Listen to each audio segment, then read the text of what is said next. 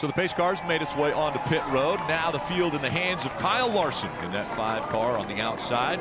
12 of Ryan Blaney on the inside. We're racing at Kansas.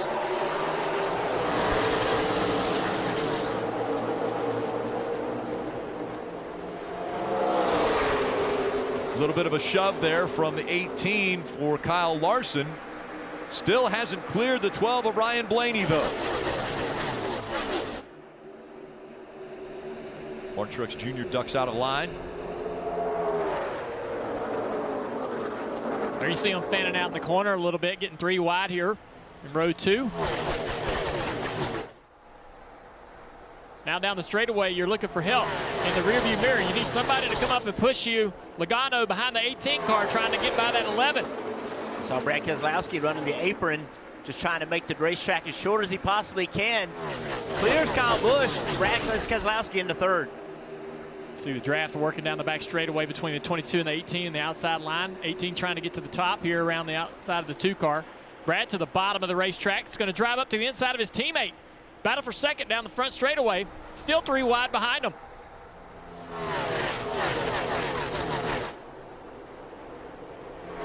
Austin Dillon in that 3 in the middle, giving a shove to the 22 of Joey Logano, trying to get him out in front of the 11 and try to take advantage of, but he's still stuck in the middle at 3 wide. Brad Keselowski up front, closing in on the leader. So we have a great race throughout the field, but this 2 car fast right out of the gate. We've seen this before, guys, with the Penske cars. Early run speed. It's the long run speed they've lacked, but at this racetrack and others, they've had some quick speed to fire off. See Martin Truex Jr. struggling back here. Christopher Bell, his teammate, trying to get by him. I'm a little surprised, though, by the speed of that 2 car. For 2 months, all we heard from Brad Keselowski is we have to manage our day. We have to not make mistakes, but here he is early in this race with really good speed. Had good speed last week as well. I think we're also going to see a little bit of the draft play a role to keep that second place car close to the leader. Even though the leader may be the better car, that draft's going to keep it close. Kyle Larson out front in the 5 car. Marty. And Rick, as we hit lap 5 here, you're going to see every member from Hendrick Motorsports that's on pit road turn their hats backwards, and there you see it. That's a tribute to what happened 17 years ago today when an unthinkable tragedy happened to Hendrick Motorsports and, frankly, the entire NASCAR community. A plane on the way to Martinsville, Virginia, crashed before the race. All 10 on board perished that day. On the plane that day, Ricky Hendrick, Randy Dorton among them. But Ricky Hendrick, when he was alive, loved to wear his hat backwards. In fact, it bothered his dad, Rick Hendrick, who would always tell him to turn his hat around.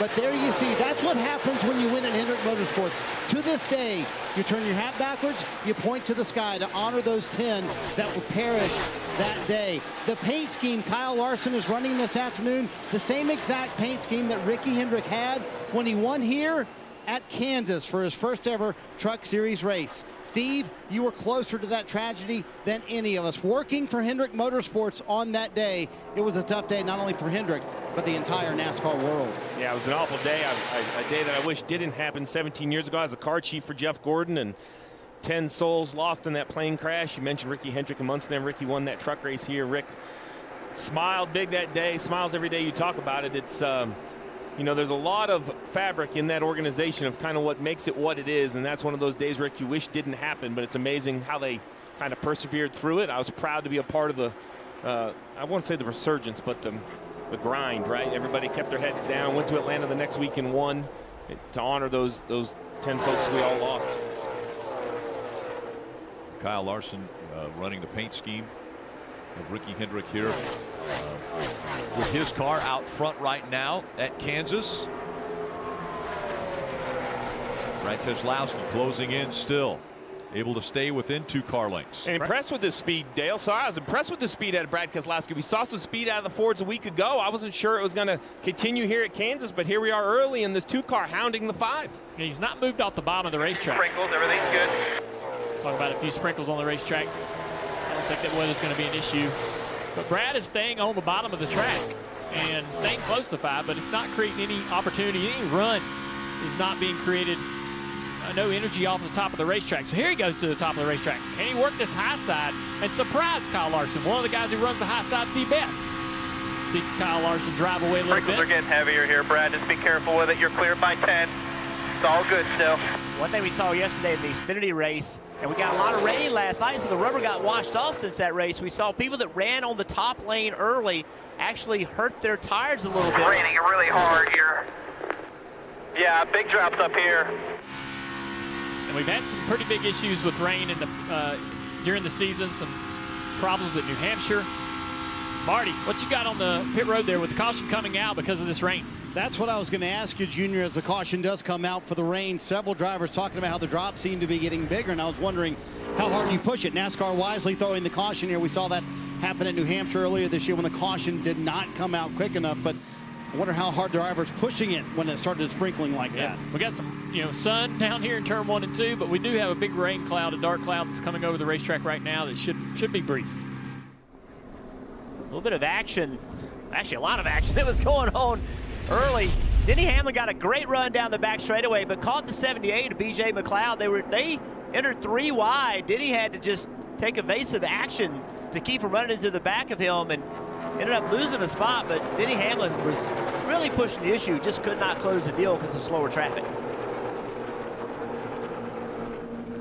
We're actually right next to the NASCAR control center, right? And the minute that we started seeing drops, the entire control center stood up. You know what I mean? They all stood up and immediately started watching. Because of that, what happened in New Hampshire where it rained, they didn't get the caution out soon enough. We had cars wrecked. They're really trying to be on top of that, make that call just a little bit sooner. You saw the radar there. It looks like a small little cell that's passing through the area. And again, it was somewhat heavy. It looks like most of the racetrack, it hasn't rained enough that we come anywhere close to losing the track. So I think hopefully this passes through quickly. We stay under caution for just maybe a lap or 2 more before we get ready to go for the restart. Again, dark clouds passing through.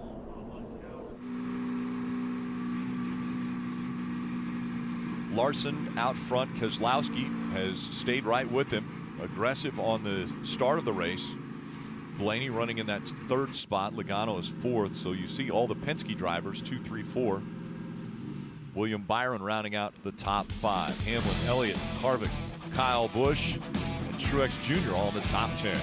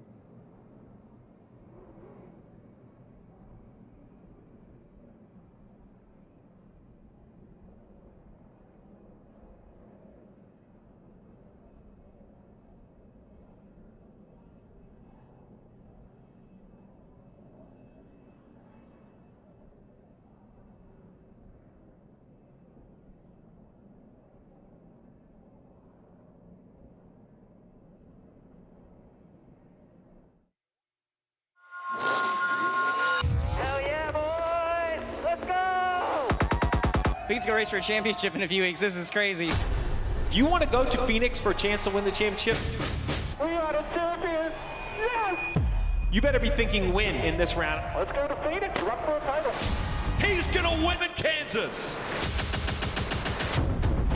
I didn't plan on the wall slowing me down that much. I've always been one of his biggest fans. Certainly not anymore. Just got to give your best effort all the time and never give up. Kansas chances may have just gone up in smoke. Some guys have no respect. Martin Truex Jr. wins. Yes! Kansas! The statement win for Chase Elliott. One more round to go, yes! Heck yeah! That boy! Where do you want to go and win next? Oh yeah! Race for a championship! As they run here at Kansas, you take a look at Kyle Larson with the win a week ago. He's locked into the championship board. Then points-wise, Ryan Blaney, plus 27 to the cut line. Denny Hamlin, Brad Keselowski, all above the bottom four. Again, at the end of the Martinsville race, the four lowest in points will be eliminated from the playoff picture. And Kyle Busch, Chase Elliott, just again 6 points, 8 points below that cut line. We can chat with Parker Kligerman. They brought the field down to pit road. There was a little bit harder shower when we went to commercial break, and so they brought him down. We want to chat with Parker. Hey, Parker, it's Dale Jr. Still got your ears on? I do, buddy. I know it's only been 12 laps, but what's been the big standout so far? Oh man, I'm just playing a little catch-up. I was probably a little timid there to start, but you know the big thing that stands out in the Cup Series is just a couple things. One, you know, everyone's good, so you can see that looking up front, just seeing how quickly people move around, and even you know, when you're back fighting to get into the top 30 and eventually in the top 20, it's everyone you can just tell is right up speed so quickly. So I got to play a little catch-up, but I was easing into it. I felt like we could have passed a lot of cars in front of us if we just moved up a little bit. But then the rain started, so I just sort of took it easy there for a second. But we'll get going here soon. Do you know what all the switches do? What's that? Do you know what all of those switches do? I don't, man. I've got so many things in here. I've got, you know, cool suits and the helmet cam and the cameras over here. And I got QR codes so you can go get that, you know, $1 hoodie if you haven't already scanned that. Get that from fast checkout. But there's a lot going on here, and so I definitely have a lot of new. As you know, like sometimes there's so many things that are new, you're just trying to kind of consume it like to almost like trying to take it all to a fire hose. So it's a lot to consume in a short order, but hopefully I can you know, get going quick. So, you know, watching from the booth over the last couple of years, I've noticed that the racing in the back, and even when I run the Xfinity races, the racing in the back half of the field sometimes is even harder than what you see at the front of the field. Explain that a little bit, because you're experiencing some of that today. Yeah, well, I mean, I always tell people the most intense racing you'll ever do in your entire life is, you know, that 25th on back at Martinsville in the Cup Series, because, they want me to get out here soon. All right, I'm getting out. I've got to get out here soon. But anyway, you're right, because it is, and the reason is you're not only racing the guys around you, you're racing to not get lapped. So it's a dual race all at the same time, and I just think that's always what makes, you know, ramps up the intensity. But I think I got to get out, so hopefully I'll talk to you guys soon. All right, buddy, take a break, and we'll be with you later. A break already. I mean, he's run 12 laps. The guy wanted a break. And the sun's out. The problem is lightning in the area. And so as the track is drying, the sun beating down on this 1.5 mile track, drivers will climb out of the cars for just a moment, and we'll be right back to Kansas.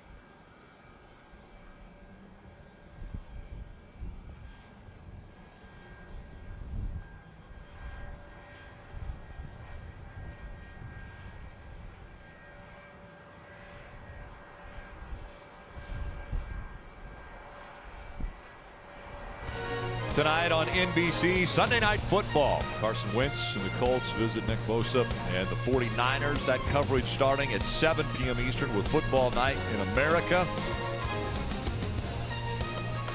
And, yep, Kansas City Chiefs band, drum line here during pre-race. Having some fun. And again, the drivers have been asked to get out of the car. There was lightning in the area a little bit earlier before they climbed out. Listen into the 18 radio. What do you got there? Spinning out on the extremities, in and off. Off of 2, into 3, and 4. Let's take a look and see if we can see what he's talking about. Down the front straightaway, the 8 and 9 car trying to squeeze up in there and make it 3 wide. So he's going to be low on entry here. A little shallow. Yeah, car on the outside of him, not helping him at all. Taking the air off of him. Right there. See the car. Yeah, that's no fun. But I mean, he was in a difficult situation aerodynamically. Hopefully, you know, he'll realize the car is not quite as bad, or hopefully the car isn't quite as bad when he gets out there. And this is a cycle on tires as well. Should help a little bit to tighten the car up.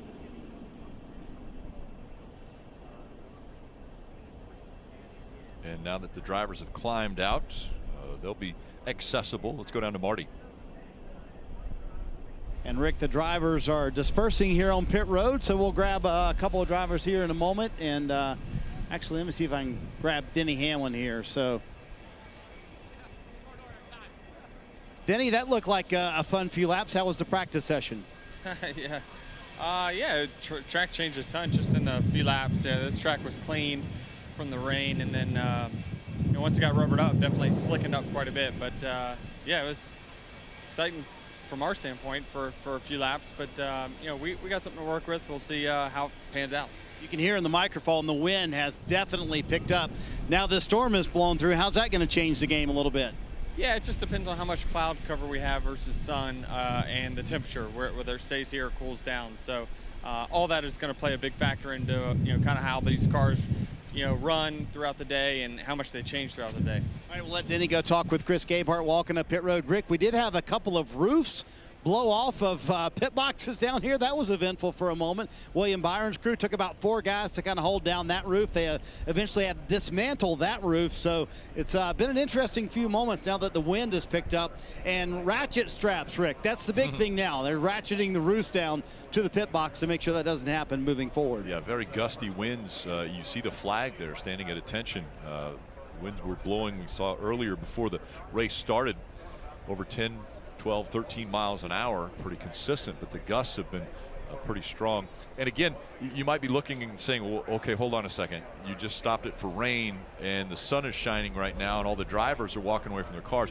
Lightning was in the area, and anytime there is a lightning strike that's within the proximity of the racetrack, that is a mandatory. Cars come to pit road and drivers get out of their cars. And so we're going to wait on that. That's the reason that we also didn't have a camera right there with Marty, because our RF cameras that have antennas on them, we have to put them down so that we protect all of the people that are operating the cameras and such. So that's why we didn't have a camera right there. And right now you're looking from the helicopter down at the racetrack. We talked about the wind and how it blew some of the roofs off of the pit boxes. That wind has picked up and it's blowing pretty much directly down the back straightaway, and that's going to really change the way these cars drive. Going down the back straightaway, it's going to make them go faster, but it's also when they enter that corner, they're not going to drive as well. It's going to make the cars, because it'll take side force away from that car, and it's going to make it not drive as well. Now in turn 1, Junior, it's going to drive great. That wind's going to be blowing on the right side of the car. It's going to be slowing the speed down into turn 1, and it's going to really drive well in 1, but it's going to hurt it in 3. Yeah, when the wind blowing down the back straightaway gets into the door of that car in the middle of the corner, it's going to make the front of that car slide up the racetrack. It's going to make you think the car's not turning, but it's actually the wind driving into the left door, pushing you up the racetrack. And as you go down the front straightaway with all of that wind on the nose, the car should turn really good, really powerful, really positive into turn 1 and through the center of that corner. The other thing it'll affect too, Jeff, with this package and this spoiler that they have on these cars, is the draft. So with the headwind it's really going to put a lot of drag on the lead car. So the guy that's following that lead car down the front straightaway can get a bigger draft, a bigger tow, than he might down the back straightaway, as both cars are benefiting from the tailwind on the back straightaway. So, yeah, this wind is very strong, and the gusts are in the 30s. So those are the ones that you can never predict. We used to have so much trouble with qualifying at Daytona because you would get a gust of wind and just knock all the speed out of your car that you never predict when that's going to happen. Same thing here at this racetrack with gusts in the 30s. It could send some guys sailing up the racetrack, and they'll think it's handling. They'll call Steve Letarte on the radio on the pit box, say, hey, fix this car, man. What is wrong with this thing? And he won't be able to do anything about that wind. Yeah, you would think that wind couldn't affect something that weighs over 3,000 pounds. Like, it just wouldn't matter. But even at Martinsville, I was testing at Martinsville one day, and the wind was blowing directly to 3 and 4, and my car did not drive well in 3 and 4. It drove great at 1 and 2, and that was at Martinsville, a very small racetrack, so it's really going to affect this racetrack. And on top of that, because of the speed of the car, on top of that, you heard Denny Hamlin make a comment about how the track is already changing a ton, meaning that the track was clean, it had rained, and just a little bit of rubber on the track. He said it started to slicken the track up. Grip started to come out of the track. Now you add the wind component to that, and it's going to be that much more challenging. And I love seeing these cars with drivers climbing back in them. This racetrack's nearly dry, and I believe the lightning and that band of showers moved out of the way. So hopefully we get back racing very shortly. A lot of these guys are eager to do it. Well, they're eager and they're nervous. You look at the points and show you why they're nervous. Kyle Larson, he's sitting there great. He knows he's going to go to Phoenix with a chance to win the championship. Ryan Blaney showing right now, this is as they run now, 27 points to the good, but a lot of racing to go. I mean, we have a long way to go. Joey Logano pretty much in a must-win situation. Martin Truex Jr., you heard Steve Letarte say he thinks they need to be thinking must-win. But Chase Elliott, Kyle Busch, Keselowski, Hamlin, all those guys, they are so close to each other, so tight. You heard Kyle Busch already this early in the race, lap 12, dejection in his voice. Loose everywhere. You could hear him like he was down because he knows how tight the points are. He knows he can't give up points today, and there's just so much pressure on everybody. Sometimes these breaks like this, you get a chance to talk to your driver face-to-face, which is a good thing, I think, Rick. While you could communicate well over the radio, we see drivers talk with their hands, and sometimes, a scale of 1 to 10 is one thing, the emotion of the driver is another. And if now you and your driver could just take 5 minutes, talk about how the car was driving. You kind of guessed on a few things, how the track was going to be, what the bounce was going to be, is the wind affecting it. Now that you know kind of what you have, you can adjust your game plan. And we looked at the points, but to be quite honest, they haven't changed a whole lot since the beginning of the day. So your game plan is still your game plan.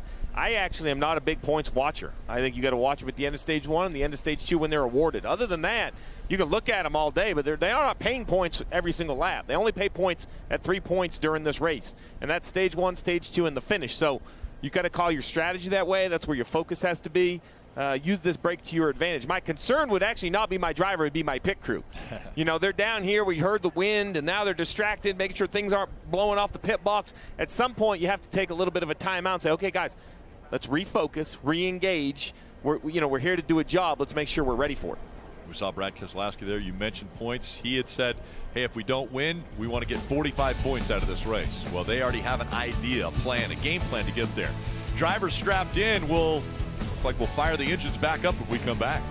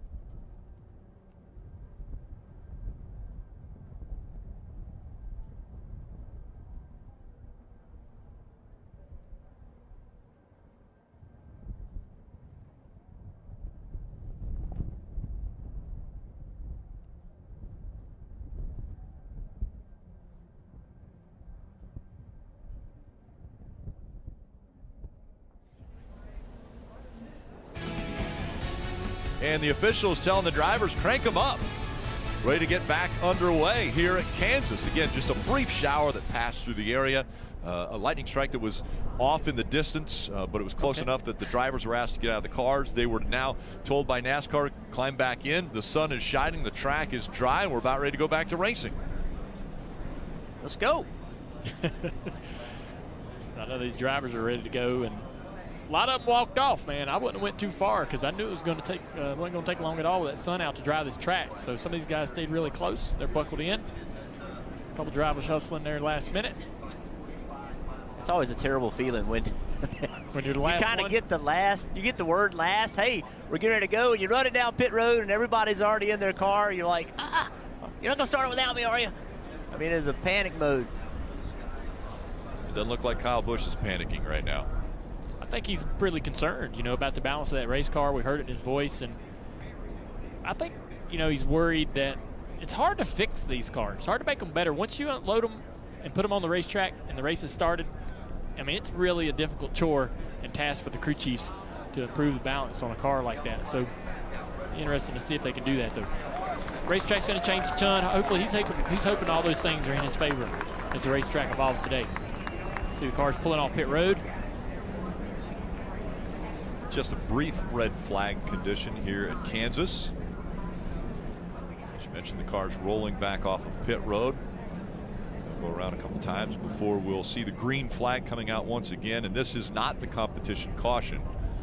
So the crew's not able to do anything with the cars yet as far as add fuel until the competition caution, Steve. Well, so the interesting thing is I believe that means no one at the front's going to pit because you need that fuel. You can't make this first stage without a pit stop. The competition yellow brings you into that fuel window. So maybe you see some guys towards the back of the field pit to make some adjustments. It's a great opportunity if you want to try something. You'll get another handful of laps, then you'll get the competition yellow to kind of take it back out if it was the wrong decision. But anybody inside the top 15 or 20, I would imagine I would stay on the racetrack. But like Parker Click, I mean, we've talked to him. He's in 32nd. He talked about how he's learning as he goes. You know, team and him haven't worked very well together, or excuse me, haven't worked very much together. So this is a great chance. We say make an adjustment, let him feel it. That's Parker's 96 parked right there in the front of the second line, about ready to roll. Dave. Rick, one of the interesting things during that brief red flag period was once the clouds went away, the winds picked up, and they're blowing differently than they were at the start of the race on top of Chase Elliott's pit box. Old Glory is pretty much has been from 1 and 2 straight to 3 and 4, but the big American flag off turn 2 has been going straight from the front stretch toward the back stretch, and a couple of drivers were reminded or warned that it's changed. Be aware of where the wind's coming from. Yeah, as our drivers have pointed out, you know, Dale said he's going to complain to me on top of the pit box, and some of my rebuttal is going to be, yeah, man, if I could control the wind, I don't think I'd work on weekends, right? Like, this is outside my hands. But Dale, to your point, like, it's physics, right? If I'm getting a tailwind down the backstretch of 20 miles an hour, then if the car is running 160, it has 140 miles an hour worth of downforce, which is a big problem when you turn down into turn 3. But the difference, going down to turn 1, if you're running 180 miles an hour into a 20 mile an hour headwind, then the car's got 200 miles an hour worth of downforce, and you love it. And the same works for drag, and that's what you talked about. I think this is really going to make that move into turn 1 crazy, right? That toe down the front stretch is going to be a big, big change for all of these cars. A few takers on pit road. None of the playoff drivers have decided to come down. We'll take a quick break. Be right back with the restart from Kansas.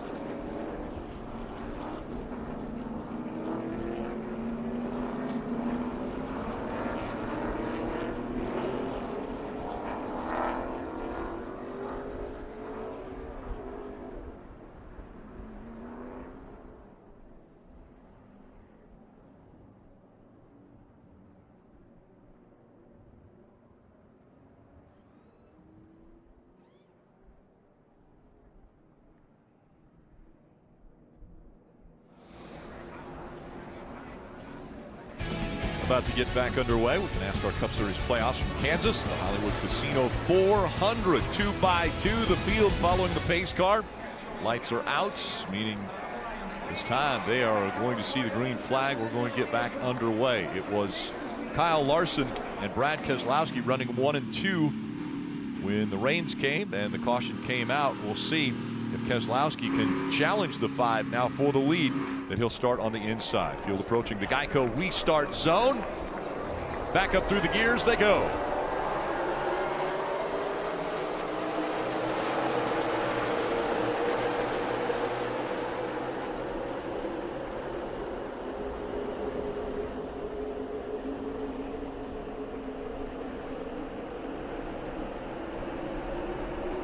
Look at Brad Keselowski trying to get away from the 5 car so he can't side draft and slow him down on the back straightaway. That allows him to stay side by side entering turn 3. And you see a lot of moves that we see at the super speedways of Daytona and Talladega moved out here today. His teammate Blaney initially went to the bottom, but then now is back up top with Larson. And now Keselowski had a half a car length on Kyle Larson, but Larson has fought back on the high side. Here comes William Byron in the 24. See what William can do right here. Now Keselowski's down there in the lane that William wanted. You can see how it hurt him on corner entry. Oh, Blaney right contact. across his nose. Oh my goodness, that was close. I thought for sure that the 24 and the 12 were going to hit. The 24 just lost all the air on the nose when the 2 went down into turn 3 across the front of his car. And in that dirty air, he lost all that momentum and all that speed. He's out of the throttle trying to get the car to turn, but still going up the racetrack. So close. Gets a little shove from the 11 of Denny Hamlin as William Byron tries to collect his thoughts himself, trying to get back up toward the front. He was running in the top 3. Now it's 1 and 2 once again with Kyle Larson and Brad Keselowski separated by 2 car lengths. Ryan Blaney coming into the picture. Here you go. You can see the 24, William Byron. See, he's not on the bottom of the racetrack. He just lost the car. Then up the racetrack he's going with no downforce on the car. Then Blaney was coming down a little bit at the same time. Fortunate that wasn't a wreck.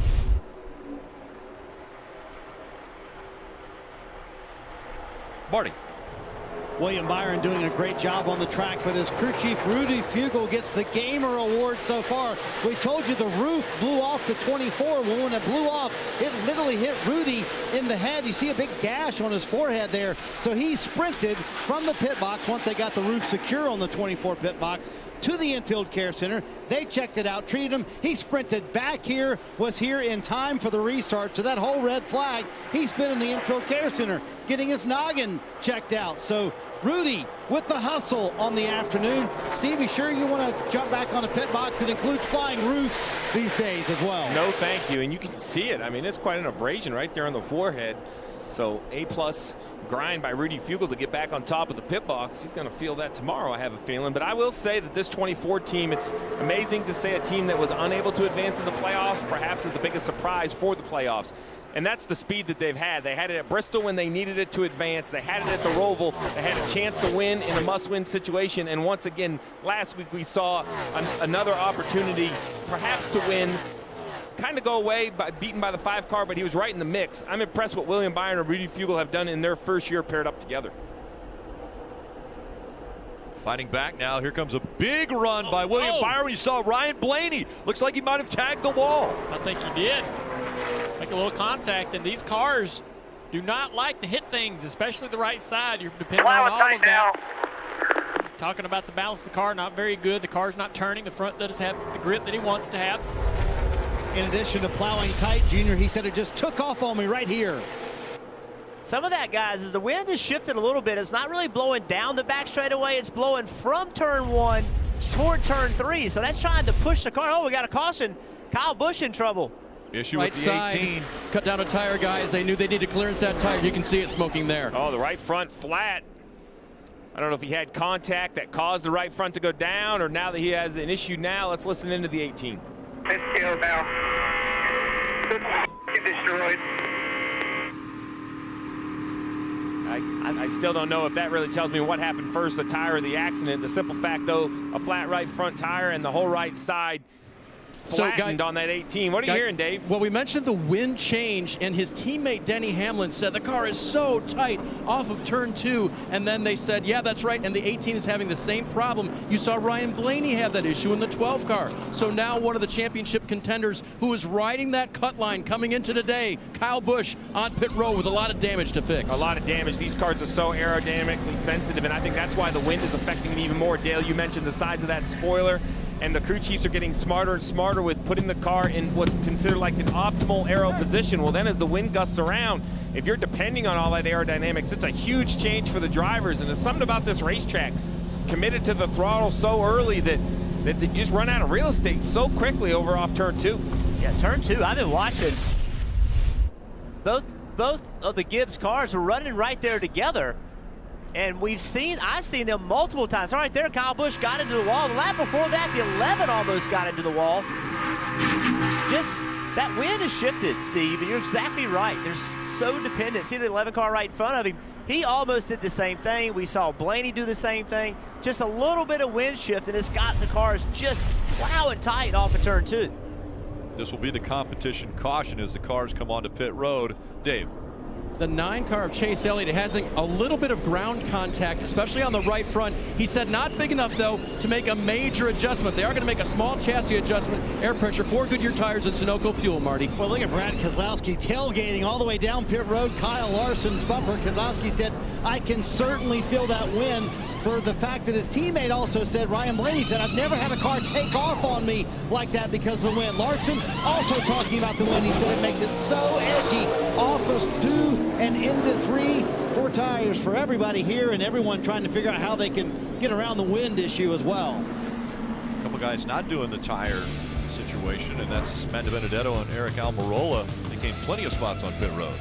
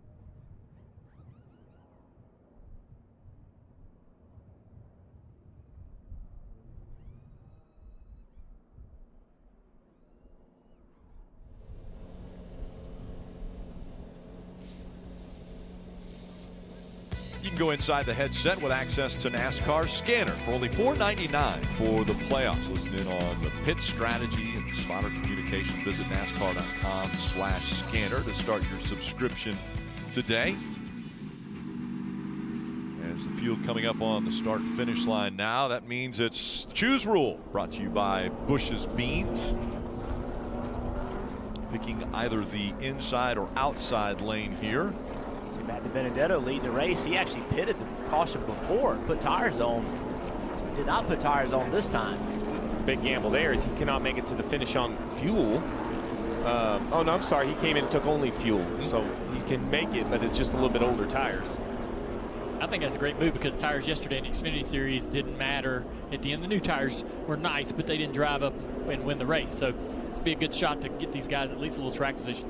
All right, for the risk of being made fun of for my telestrator work here, let's try to talk about this wind a little bit more. So we're seeing the issue off turn 2. So you look at the flag. There's no doubt that the wind is very, very strong and gusty, but the direction I think is more important than anything. So as we get a little bit wider right here, you're going to see that, you know, we're looking from turn 1 and turn 2. This is the direction of the wind. I'm going to draw right here. It's kind of going this way. So as you try to come around this corner, it's pushing you out to the wall. And that's really the issue, Dale, is the direction and the severity. And the wind is about 19 to 20 mile an hour steady with 35 miles an hour gusts.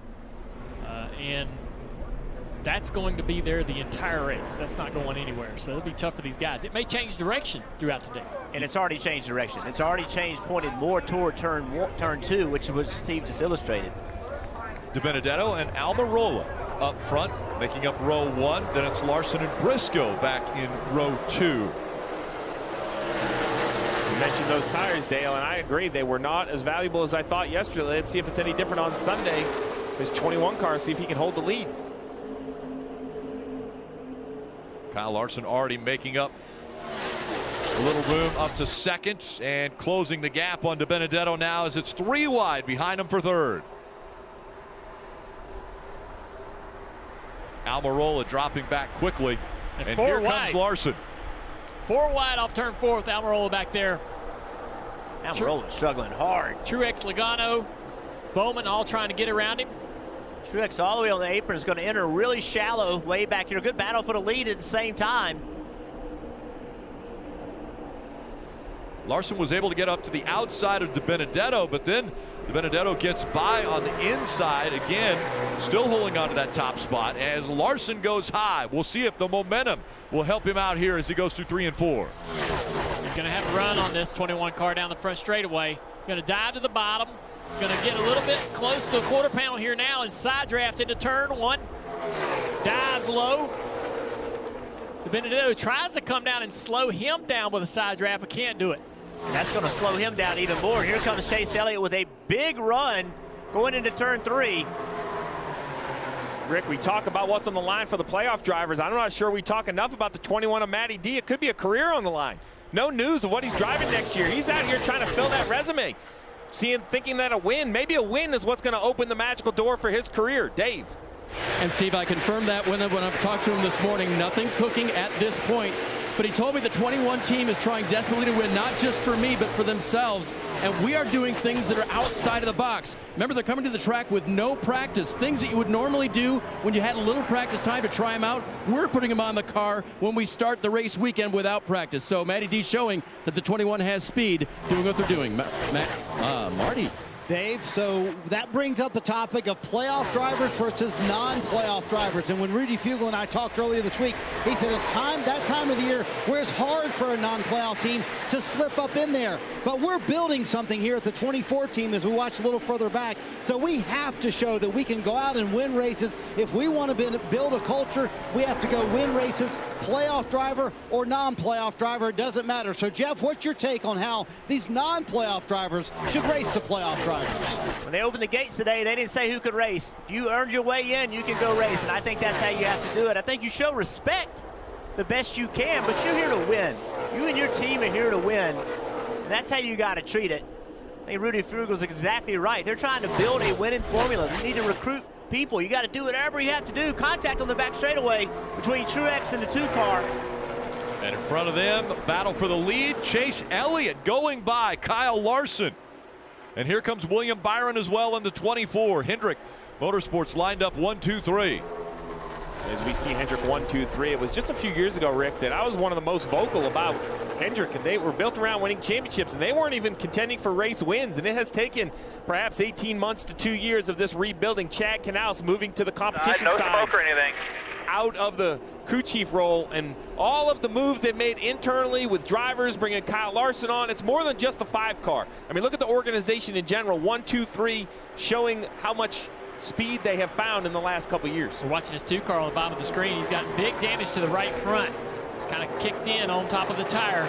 We don't see any smoke, but that is going to affect the balance of that car. You can see the wrinkle a little bit. Him and Truex got together off of turn 2. Brad's losing tons of spots here, back to 14th position. And if everybody's complaining tight off turn 2, that right front fender, that's where it's definitely going to hurt, is the front downforce and the response of the front of the car. That's a great point. That's only going to make all of that worse. Zero smoke and everything. Settling in good here. Just take care of it. And you hear TJ Majors kind of coaching Brad Keselowski through it. Obviously, they do have the damage, but he has reiterated several times what you picked up on, Junior. No tire smoke, so they're not worried about it. With 45 laps left in the stage, Brad just told Jeremy Bullins, his crew chief, let's finish this stage out, then let's worry about fixing it. So hanging on to it for now. And look at the 9 falling back now, as the 24 has cleared the 5 of Larson, but the 9 dropped back quickly. So William Byron out in front of the field. Here comes Larson once again. A great battle for the lead. Larson just went right back by him. Thought when William got that position, he'd be able to drive off from him, but Larson was able to go back and take the lead. There were some points in last week's race, Jeff, that I thought the 24 was better than the 5, and I thought William Byron raced the playoff driver, back to that conversation of Kyle Larson, very politely. Oh, Brad Keselowski slowed down. He's got a right front tire flat, maybe a right rear tire. Get down if you can. Just hold the middle here. Stay in the middle. Clear low. Fast as he Coming can. to you guys this time. You're good. Get a slow down swing up. Looks like 3. Right rear tire may be low on that car. Yeah, that damage is more than I anticipated. There's a lot of wrinkles on that car, Marty. You see all that damage on the right side. Yeah, a lot more than I anticipated as well, Steve. Coming down pit road, Jeremy Bullins said be prepared to pick it up, meaning that the tires might be down and they might not be able to get the jack underneath the car. He's going to hit pit road here, go right side tires only. That's the good thing. They do know it is just on the right side. And boy, there's a lot of right rear damage there. I think that's going to be the concern. Let's finish out the stage and fix that damage. But a lot of it, see him tugging on that right rear wheel well. Brad putting it in gear, now leaves pit road, losing a ton of time, but they have to fix that at the end of this stage. All of this happened off of turn 2. That's where we've seen all the issues. Let's go back. We got a shot from Kevin Harvick. So you can see here's Keselowski. Truex comes to the outside. Keselowski gets in the wall. Truex has to check up. All again, turn 2. Just Keselowski lost his car. Here we go, riding with Brad all the way out of the gas. Contact right there. All right, so we talk about mindset and the points and the weather delay. I will tell you that why I didn't think it had changed in 10 laps, it has changed in 39 laps. If I'm a crew chief here, drivers, I'm letting you all know that this is anything but a straightforward mile and a half. The wind is really affecting cars. We've seen the 18 have an issue. We've seen the 2 have an issue. I want to make sure you know behind the wheel that if you normally run comfortably at 90%, I need 85% today. Let's find our way 350 miles into this race before you take that last 10 or 15%, because if you are too close to the edge and the wind forces you to a mistake, that's going to end our playoff hopes. So I think we're going to be a little more conservative to start this race. These 2 right here don't have to be, though, right? So Correct. Kyle Larson, he won last week. He's going to Phoenix, no doubt. William Byron, he's not in the playoffs anymore. He has nothing to lose. These guys, they can race differently. That's an advantage today. But I think that can be an advantage for some people that have to win, too. But to your point, Jeff, right, that 9 back there, he has something to lose, That's right? Joey Logano came in here, you know, over 40 points back. Like, what does he have to lose? Go take advantage of this opportunity. Let's listen to what they're talking about. Pretty good nice vibration here. Copy the vibration. Let us know if it gets any worse. We had a ton of vibrations last week at Texas, and I expected to have more here. And there's a lot of things we talk about with tires. It could be a loose wheel, but it's also the tire itself. We have had a lot of tires that shook here at Kansas. This is kind of where that all started, Steve, with tire vibrations that weren't loose wheels. So you can tell the driver the information that you have, that the crew can help you with about what lugs are tight, and that if they're confident about that, and then give him the confidence that he can drive this out. and I'm not discounting what Logano is saying, but I would perhaps just inquire, you know, if I'm Paul Wolfe, I know the wind, we're blaming a lot on the wind, but we have seen, you know, crush panels, ductwork come loose, and they shake so violently that it vibrates the car. Now, I think Joey, as a champion, knows the difference, but I would at least not assume it. I would just make sure he's thinking about that. He'll probably check it right off the list, but it's a question worth asking. There's the fourth Hendrick car with Alex Bowman right there in the 48, running in the 8th position. But up front, 1, 2, 3 is Hendrick, Larson, Byron, Elliott.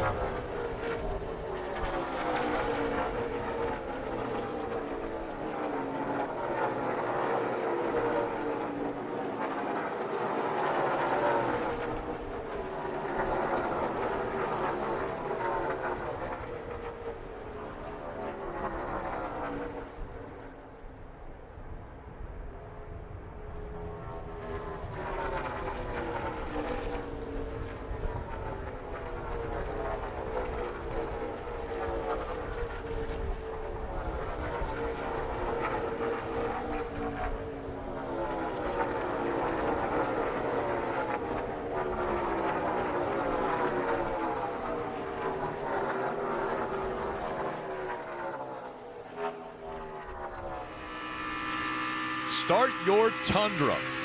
NASCAR fans, you could be one of the first to drive off in the all-new 2022 Toyota Tundra. Visit NASCAR.com/startyourtundra and enter now.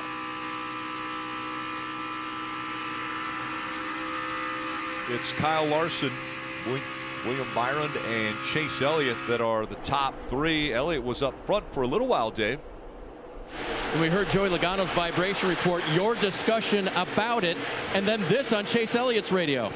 I have a slight vibration. I can't tell what it is yet.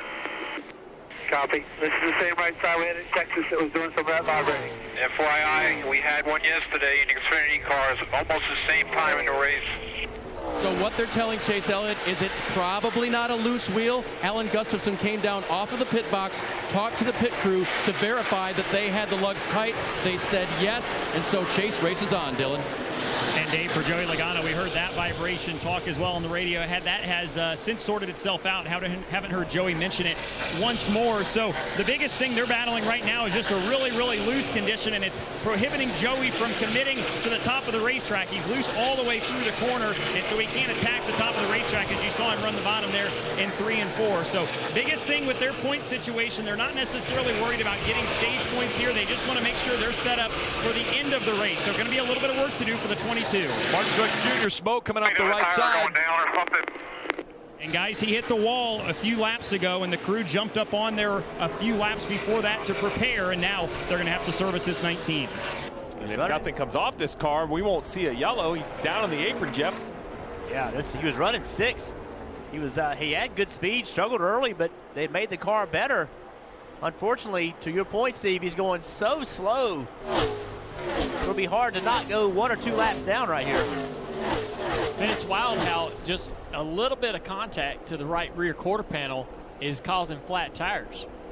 Dylan. And so it is the right rear that's flat on the 19, and he did make wall contact a few laps ago, but wasn't too concerned about it in the race car, but it's obviously come back to bite him. So trying to make sure that the wheel well is cleared so they don't have a bigger problem, and Truex will be down and away. And he had a great opportunity at getting some stage points to point his way in. He didn't come into this race having to win, but now if he does not get stage points in stage 1 and he takes most of this race trying to claw himself back into it, it's going to become a must-win today. Yeah, tough race to start for Joe Gibbs Racing. Christopher Bell, while we were at caution, he got into the wall. He had to pit under green also. So right now, Denny Hamlin, the only Joe Gibbs car that hasn't had an issue. When we were looking at the Ruoff Mortgage keys to victory, I know, Steve, you had mentioned no mistakes on pit road, but it seems like drivers are maybe making a little bit of mistakes on the racetrack, trying to get a little too much. Yeah, I mean, I think it's a little uncharacteristic of all of these teams. That's why they're in the playoffs, but there's something about this track. Like I said, it looks benign. Sitting up here in the booth, you look out there, you go, man, I'm a mile and a half. There's not this point of the track, I think, worth highlighting. There's really pretty, simple. Banking in both ends, but yet it's super challenging for these drivers. Let's listen to Denny Hamlin. P6 here. The wind is very, very treacherous. Play the long game. I love that feedback. I love it. Very matter of fact. This is where you are. This is the issue. And play the long game, I think, is something, it's a term we hear a lot out of both crew chief and driver of the 11, which is we are in this for the whole day and the whole season. If you look at the points on the bottom left, 17 above the cut line. That's the crew chief saying, let's not give it up. Let's play to everybody else's mistakes. Some races, Rick, you have to go earn points. Other races, you just aren't trying to give up points. And Steve, these teams know what's in front of them. Martinsville, a short track. All of the playoff drivers are good at Martinsville, and only one can win. So when you get into a position like right now, when you look at these points, Keselowski, Logano, Truex Jr., all more than 50 points out of the playoffs right now. They can't all win, so there's only one opportunity there. They've got to get as many points as they can today. We saw Truex on pit road. We wondered how many laps he would go down. He's 2 laps down. So we're going to have to find a way throughout this race to get himself back. There's a leader right there. So here's one of them, right? There you go, get by the leader. It's a major difference, Steve, in being 1 lap down and 2 laps down. Yeah, just a lot of opportunities, right? 1 lap down, you can take the wave around, you get the free pass. There's a lot of ways to get a lap back. Not very many once you get 2 down.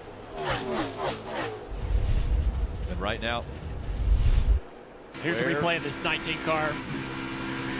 So he didn't make contact the same time that Brad Keselowski did, but I think he actually had to have gotten into the wall maybe another time beyond that. And there's the flat tire. But when they took away the ride height rules in NASCAR and said, all right, you can set your car on the ground, we're not gonna govern ride height rules anymore. They never changed the bodies of the cars. They never changed the wheel wells of the cars. And now when you knock that body in any and half an inch to an inch, that is going to lay on that tire because the tire's already tucked up in the wheel well, just sitting on pit road. What's interesting though, Junior, they changed that rule a long time ago, and it seems like it has more problems today than it was when they first changed the rule. It's really odd. We've heard after Bristol, drivers accusing each other of intentionally rubbing into each other and cutting tires. That's not a conversation we were having until very, very recently. Mitch is getting a lap back right now. It's LaJoy, Haley, Cody Ware, Christopher Bell, Brad Keselowski. They're all in front of Martin Truex Jr., who is also a lap down. Dave. And Rick, flying through the field is Kyle Busch after restarting 39th. He's all the way up to 12th, but even he is wondering about the handling of this race car in these windy conditions. I got no right rear to lean against on the straightaway into the corners. If I lift all the way out of the gas, it turns a little bit right on D-cell, and then I throttle back up and it rears out again. The problem is I'm plenty tight in the middle. I'm tight in compression, like I'm plenty snug there. That's the conundrum. Remember, fixed damage from the same types of issues that have gotten everybody else, a little wall tap and fender damage. His lap times have been great. He's way back in traffic, way back in this field, and that would tend to cost you a little bit of time, but he's running top 5, top 3 lap times every lap in his car. I think you give him that information. Gotta be wind, right? Yeah, 10-4. Big wind on your left side door there. That was a 38. You run the top 5 last time, sir. There you go. Tell him that. That's going to make him feel great. Even though he's frustrated, it's going to help him calm down. Okay, we might be all right. We might be able to figure this thing out and get a great result today. But when it comes to points, I agree with your great result. But is that a great finish? Because to have a great result points-wise, he needs a yellow right here with 18 to go to try to get up into that top 10 and store those stage points. While he might get the 10th, I don't think he's going to get much further than that with only 18 to go in this stage. It's Kyle Larson who's up front. We talk about fast laps. He hasn't run in the top 5 as far as laps for a few laps now. Go NASCAR nonstop, you won't miss a thing.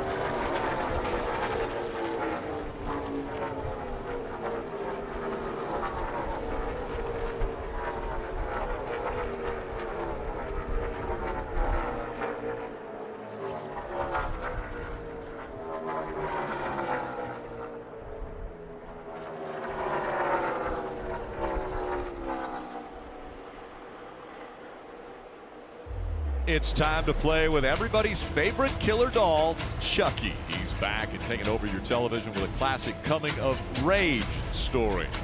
Check out new episodes every Tuesday on USA and Sci-Fi at 10/9 Central. Stream the latest episodes on demand now as we see Kyle Larson putting the 2 of Brad Keselowski another lap down. I'm trying really hard. 10-4. As Brad, he knows what that means, right? The same conversation we just had about Truex and driving past Kyle Larson to only be 1 down is the opposite for Brad Keselowski. Not being able to hold Kyle Larson off now puts him 2 laps down, and the battle from there just much more difficult. The opportunities just don't present themselves to get from 2 to 1 as easily.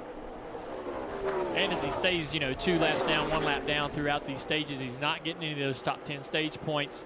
The execution that they've been doing so well throughout the playoffs to put them in this position, it's all going away. It's all evaporating. That advantage that they created to put themselves in this situation and be able to point their way in is going away now. So Keselowski right now scored 31st. He's 2 laps down. Martin Truex Jr. has scored 30th, a lap down. I mentioned whereas we ride on board Keselowski, that Ford Performance onboard camera, the 5 of Kyle Larson up in the distance. This is a great view of it, right? He has this same traffic, and he's kind of politely tiptoeing his way in. I know he really has nothing to lose, guaranteed, but he could lose a race. Sure. And Kyle Larson wants to win. He's picking and choosing where he's really trying to pass some of these guys. Daniel Suarez has come to pit road as well. Lead lap. A few laps left in this stage. Pitting this time, nothing out back. Pitting this time. Oh, here comes. Oh, Ryan Blaney up the racetrack. Looks like Blaney might be struggling with the right rear flat as well. He was running fourth. Going to give up stage points right here. Down here. 8 green right here. All pit road, guys. More tires and fuel here. Have it full. Marty. Well, I was just about to praise Ryan Blaney for his save earlier. Remember, he was the first car to kind of get caught out by the wind. Said the car just took off like a car has never taken off for him before. But you can see that right rear eventually did go flat for Ryan Blaney. 9 laps to go here in the stage. So they're going to put on 4 fresh Goodyear tires, take on all the fuel here. Todd Gordon obviously going to try and make some sort of play to salvage something out of this. But the right rear going flat for Ryan Blaney. And Jeff, you mentioned he was running 4th when this happened, giving him a ton of stage points. So disappointing to run that well and then have a tire go down. So many tires going down today. Can't tell. There's a little bit of damage on the right side, I think. It's really hard to tell. Marty. And Jeff, so what they're going to do is they're going to take the wave around when the stage end does happen. But to make the point, you see Blaney, left-hand side of your screen, 12 points below the cut line. Before that happened, he was plus 31. That's how quick things can change. Well, Kyle Busch moves above the cut line to 4th, and Kyle Busch's recovery continues to impress. Back up to 9th after early damage. We ride on board this Toyota Camry as he goes down 7 to go in this stage. Listen to the throttle. Hardly ever out of it. Yeah. Breeze it just a couple of times. I mean, Junior, this is like a whole new style of racing, right? This less horsepower, all this downforce by himself like that. So much wide open throttle time. Yeah, he's still having to lift just a little bit, and I think that's probably because of the old tire and the wind as well down in turns 2. Lifting late off that corner is probably not something he prefers to have to do, but trying to take care of this thing. Cannot touch the wall with these race cars. Under 6 laps to go now. As Larson has a 1.3-second lead over William Byron. Chase Elliott back there in 3rd. Kurt Busch, Kevin Harvick, top 5. Another guy having a really strong run today. Parker Kligerman, guys, been out of these Cup cars for a long time. Hops into this car. He's running 17th. The last car to lead lap, he's gotten past Eric Jones, got past Stenhouse, Benedetto. He's actually a little bit quicker than Austin Dillon that's in front of him. Really great job by Parker. Look at that steering wheel movement. When we talk about moments in the race that make a big difference, this is it for Parker right here. You know, he's got 30, 40 car lengths on Kyle Larson with 4 laps to go. So can he find a way to stay on the lead lap in this stage? And that's a whole nother race when stage 2 starts. He's only a 10th slower than the leader right there. And he's in several conversations right now about his future for next year to try to see if he can get behind the wheel of an Xfinity car or a Cup car. And I'm going to promise you that the performance that he's had in this stage is going to change the temperature of those conversations. Absolutely. I think when everybody has their board of available drivers, Junior, right, moves like this, moves a guy up the board. And let's look at the Toyota driver update, and we'll stay with our friend here, Parker Kligerman. I would say that one of his options is television, because he does an excellent job at that. He started 40th, currently running 17th. He's the last car on the lead lap right now. And Parker Kligerman impressing. Yeah. The 5th fastest time on that lap. The 5th fastest car on the racetrack right here. Good job, Parker. That's awesome. The best this team has ever performed on the racetrack. We ride along still with him on that fast cam. We know Parker's a good little race car driver, but the Gaunt brothers, they've been at this a long, long time. And they've never had a car perform this well in the top 20. Good job. Trying to hold off Chase Briscoe there, who he had just passed him for that 16th spot. Oh, and that quickly. There you go. Don't let Scabby out. Leaders 2 back with momentum on the bottom, inside. That's a tough deal right Mess there. around with them. That's a tough deal right there. He's the lucky dog now. You got to get by him. It's good information. How aggressive will Parker be to try to get around this 14? Chase Briscoe to get the lucky dog. He's got more speed. He's right alongside him down the back straightaway, trying to move away so he can't side draft. The momentum is going to clear him around the 14 car. Protect that top. Briscoe's going to try to drive in there and try to slide job him. Anything on the bottom. Not going to be able to do it. You'll be fine. It's the final lap of stage 1, and it's going to go to Kyle Larson, and Parker Kligerman stays in front of Briscoe for the free pass potentially. Well, remember, the caution doesn't come out until the 10th car passes the line. We're still green at the moment, so the 96, so the 14 is lifted. We're going to see how NASCAR scores this. I will tell you, this is an interesting conversation I've had with a lot of drivers and crew chiefs, because the caution does not go on the racetrack until the 10th car passes the start-finish line and scores stage points. I have always asked how the free pass gets awarded, and politely, I just wait till NASCAR tells me who gets it. But I think it's going to be Parker, but it does get curious at times. We'll take a look at that and hash that out when we come back. But we know it is Kyle Larson who gets the win in stage 1. William Byron, Chase Elliott, Hamlin, Kyle Busch all getting points, being atop of the stage.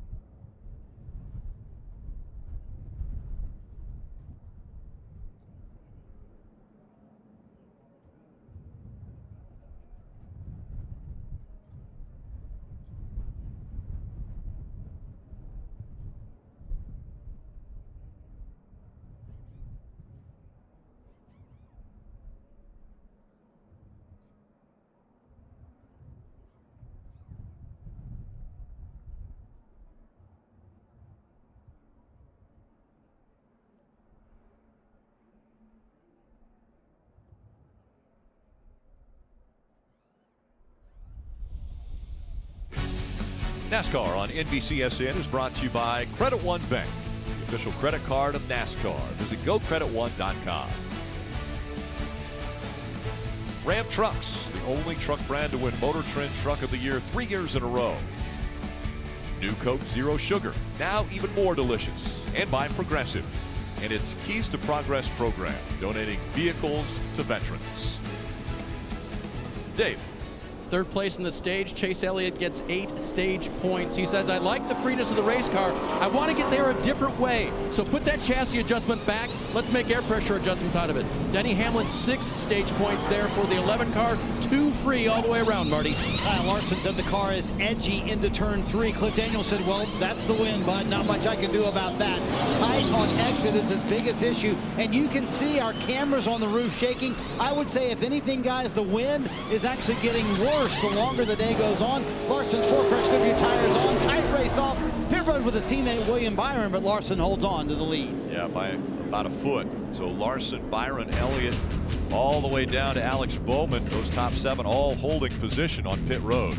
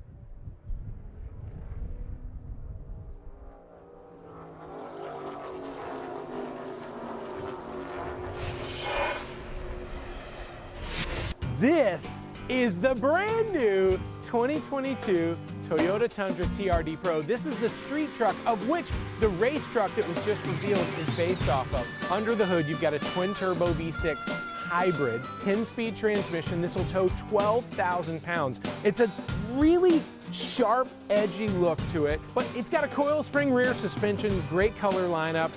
I know that I wish I could drive the race truck, but I'm happy to settle for this bad boy right here. And that was Hey Rudd, presented by Toyota.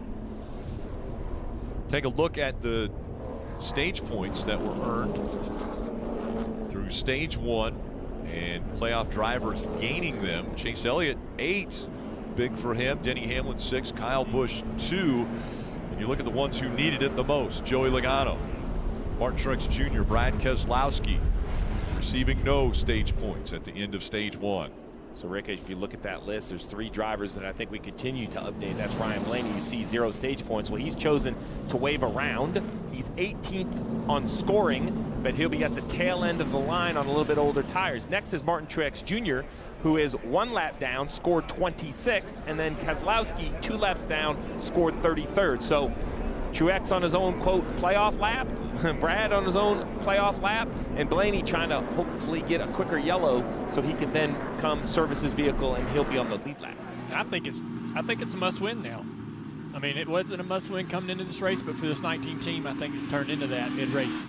Yeah, just not, you're saying just the points they lost in the stage was enough. That pushed them over the edge. I agree. Keselowski as well. Yeah, Brad Keselowski, as well as Martin Truex Jr., so far back now in the points. They will have to get to victory lane if they want their championship 4 hopes to stay alive. Field approaching the Geico restart zone.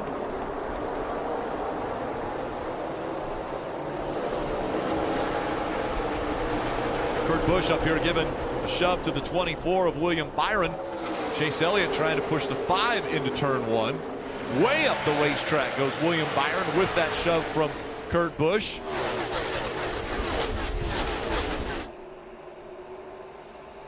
This is where you got to be real careful. Everybody bunched up together. This is the worst the car is going to be aerodynamically in traffic. We know about the wind. We know where that creates problems off of turn 2. So if you're on that high side, you got to be thinking about that mid-corner in the middle of 1 and 2. Thinking about where you're going to position yourself to try not to end up in the vents. Chase Elliott trying to take second away from William Byron. Elliott at that low line. Byron staying up mid-track.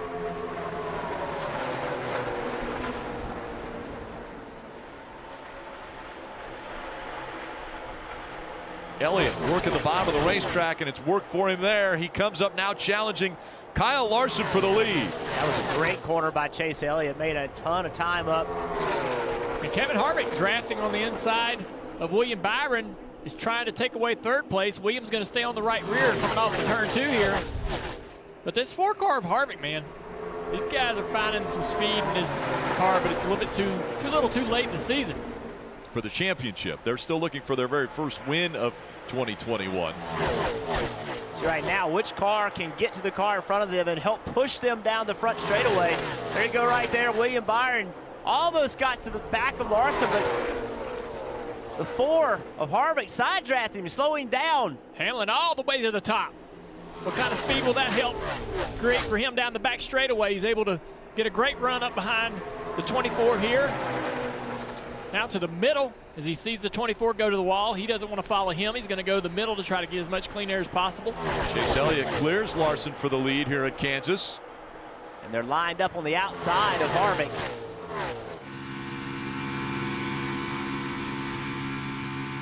That subway cam giving us a great shot of what Harvick's working on the bottom of the racetrack. You mentioned it. That's some speed from Harvick we haven't seen all year. Going a mile and a half. They've brought speed to the playoffs. Unfortunately, they're not in it any longer. Done a great job improving their car.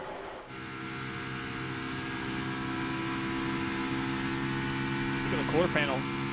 Vibrating, buffering on that 2 car, or that 24 car.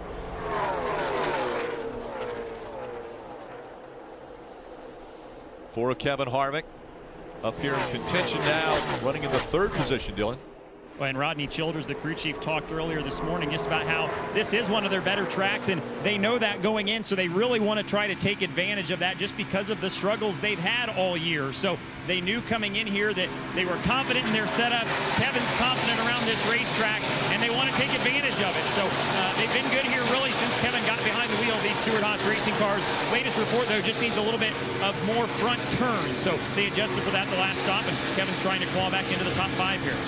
Dylan, as we've talked about it, finding some speed. Well, Kevin Harvick, we look at the Xfinity fastest lap, has turned the fastest lap. It's William Byron now working by the 5 of Larson. Interesting to see Larson fading back just a little bit here. I know it's only the 3rd place, and it's his teammates, obviously, that are passing him, but he has been the best car of those 4 Hendrick Chevrolets. And now, when, we come to a racetrack where you think that he would run really, really well at against the fence here at Kansas, giving up a few spots here. I think that he'll make a comeback, though, as we get deeper into the run. Fighting something in that race car, though, they're going to want to try to fix. Right up against the wall for Larson, keeping that momentum up as he's trying to close the gap on Byron. And there were times in the Texas race where I thought Byron had the better car, and Byron just couldn't get around the 5 car. He had better early run speed than Kyle Larson last week. Could be the case again today. Chase Elliott has put about a half a second between himself and William Byron running second. Dave. Rick, let's update the leader with this bit of digital communication. Back, the wind is certainly playing a factor for turn 3 there. I think the more aggressively you run the wall, the better. So that wind did not change during the stage break. I'll tell you something that did change. It's the temperature out here. It fell off a cliff. I mean, it dropped 10 or 15 degrees. In fact, we may be able to see what it was at the beginning of the race versus what it is now, and it has dropped significantly from the beginning of the race. It was 71 degrees when it started the day, and now it feels more like 59 or 60 degrees, Marty. So it's dropped probably 10 degrees, and that'll affect what's going on the track. Dave, what'd you say? I was chattering my teeth down here because it has gotten so cold, to your point. But Steve, I don't know what it is with this 550 package as you watch the battle for the lead between teammates, William Byron trying to get it. But something about this 550 package in cooler weather, you see these cars racing closer together. You see the competition so tight, it certainly benefits this 550 package when it's cold like this. Well, I think it comes down to track grip. The cooler temperatures add grip to the racetrack, which allows handling to be less of an issue. It's still an issue, and if you drive bad, it's not going to be good.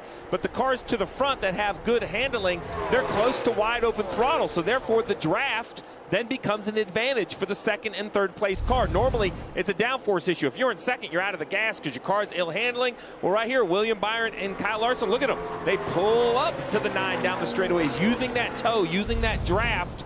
Cooler temperatures, better handling, more time on the throttle. The 24 car was a little bit quicker running the bottom of the racetrack. And now he's faded back just a little bit as he's tried to move up the racetrack and take away a little bit of the line from the 5 car. Larson looked like he was finding a little speed on that high line, but now that's been difficult for him with the 2 cars in front of him utilizing that same line. It's Chase Elliott, William Byron, and Kyle Larson. Again, the Hendrick cars running 1, 2, 3 here in stage 2. Still 62 laps to go in stage 2.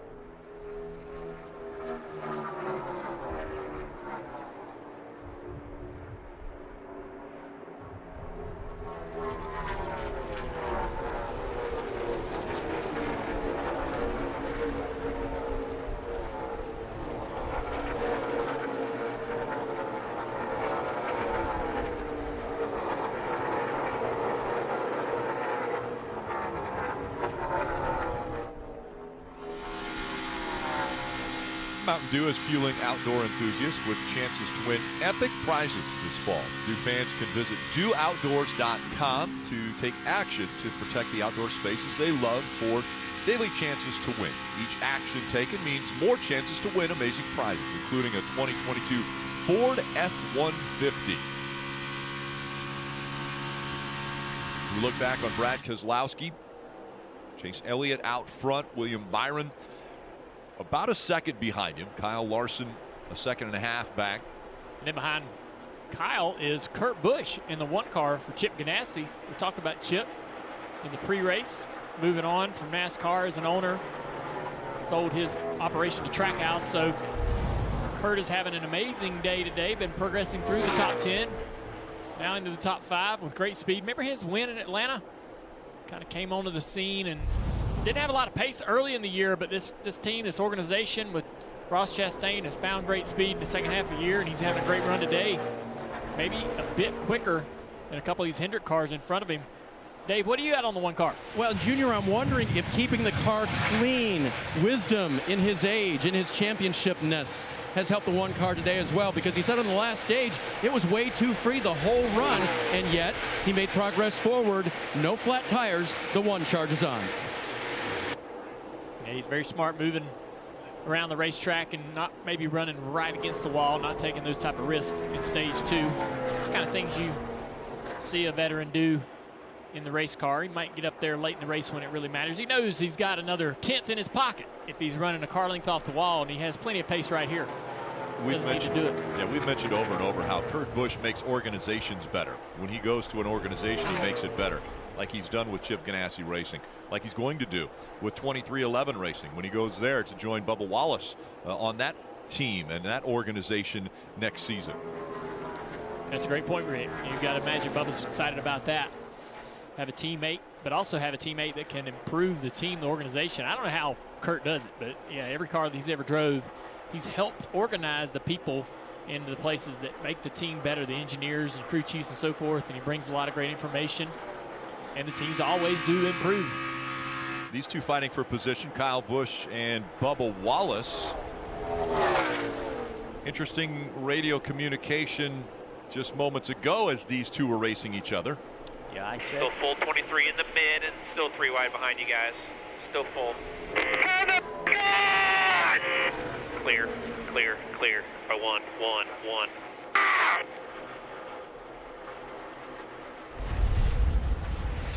A little frustrated. Comes up off the corner down the back straightaway. He's trying to pass the 23, and that was it. I mean, that right there. As Kyle pitching fits. I said in the Countdown to Green show that if you listen to Kyle Busch's radio, you would think he runs absolutely horrible on mile and a halves. He has the best average finish of all drivers at just under 4.5 average finish. So not the the winning pace all the time that you expect to see from Kyle, but tons of consistency, Dave. Jeff, that car is a lot better in spite of the reaction that he had to the racing with the 23. There you see him going back for that spot again. He reported after they made a big change to it that the back of the car is much more into the track, and that's helped the handling of this 18. Well, clearly, this guy is accustomed to winning races, accustomed to racing for championships. He just hasn't had that winning pace that he wants to have. And he got the car on the wall. Too tight. Okay. Right there, too tight. And there's no way, Steve, that car, with all that damage, is as good as it would have been without that damage. No. I mean, there's a reason it showed up like it did, right? It was as pristine as you know how to make it with all the advantages you know how to take. So the damage has definitely hurt this 18 car. We talk about what did Chase Elliott tell us this week on our Zoom with him? They're so fragile, was his words, that these cars are so fragile. Any sort of damage, he's amazed how much speed they lose.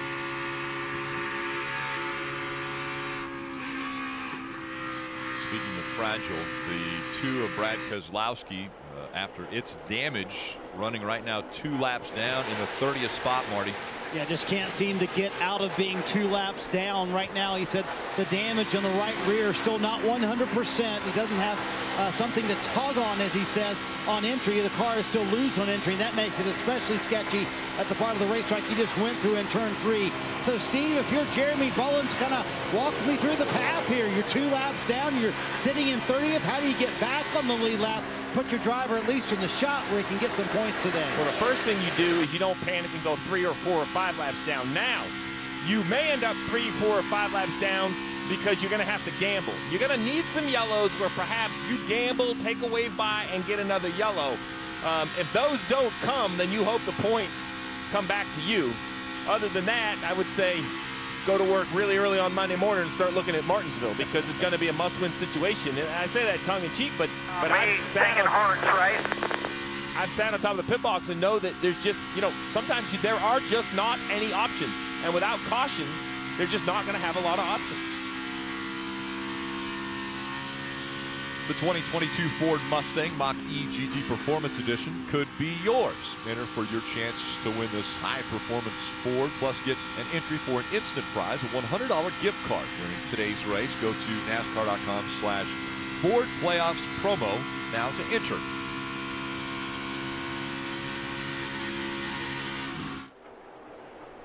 And there's Kyle Busch working by the 42 of Ross Chastain. He'll be at Trackhouse Racing next year. Ross is trying to get around Kyle, and Kyle's struggling right here, losing a little bit of pace to Bubba Wallace, and now this 42 car is right on his back bumper trying to get around. You have to imagine the patience in that 18 car continuing to go south. Behind them, you see Martin Truex Jr. He's got good pace. If he can get that lap back, right now he's the first car 1 lap down. If he can get that lap back, he's got good enough pace to run top 5. And again, Martin Truex Jr., after hitting the wall in Texas a week ago, finds himself down in the points, 35 below the cut line now. You see in the corner of the screen there, Bubba Wallace on the pit road. 23 car, DoorDash Toyota. Will this start the pit stop, Steve? I'm not sure Bubba will drive them in, but the numbers would say if you want to have kind of equal time on the new and old tires, the window is kind of open right here. I think you look at Bubba trying to make a gain by pitting a little bit early. The question really ends up being when the leaders come. There's that battle up there. You might see some other guys pit a little early trying to find a lap here or there, as now we see the 18 of Kyle Busch at the top of your screen. He'll come to pit road. Now he may garner a little bit more attention as a playoff car. Dave? Yeah, as you said, there were a couple of takers. Here comes the first playoff car, Kyle Busch. And among the things he said on the radio, look out for Chase Briscoe right there, was that the car has gone too tight in turns 1 and 2. So as he gets Goodyear tires and Sunoco fuel, you see the wedge wrench go in the rear window there. He'll get a chassis adjustment, try to make it more drivable. Chase Elliott may not be as quick to come off of the racetrack and give up that track position, but the cars behind him, his teammates, William Byron and Larson, we talked about them having nothing to lose. They could get on pit road before him, try to cycle ahead by getting on the racetrack with new tires. And Steve, I'm assuming that all these crew chiefs will be watching Bubba Wallace, see what kind of pace he has when he pulls out there on new tires. Absolutely. Because your prediction apps, they assume what you can go do on new tires. You know what it was earlier, so that information is put in there as we see the 9 and the 24 continue the race. Pit road gets busier. Kevin Harvick, Bowman, you see on the left side of your screen when cars come to pit road, they get that red pit insignia next to the name, Dylan. Yeah, Harvick at the top of your screen again just said he needed a little bit more front turn, but didn't want to affect the rear grip on that 4-car. Alex Bowman at the bottom of your screen has just been super loose all afternoon long. They've worked on it, made a couple adjustments, and have him inside the top 10 now. So now, it's different for each guy. We talk about, hey, when should Chase Elliott come? Well, he's kind of racing Byron and Larson. He may not care as much about the guys outside the top 6 as we see Denny Hamlin come to pit road in another playoff car. Now, if you're a guy 1 lap down, you may try to run long, Rick, to get a real lucky yellow and try to save a lap. Dave.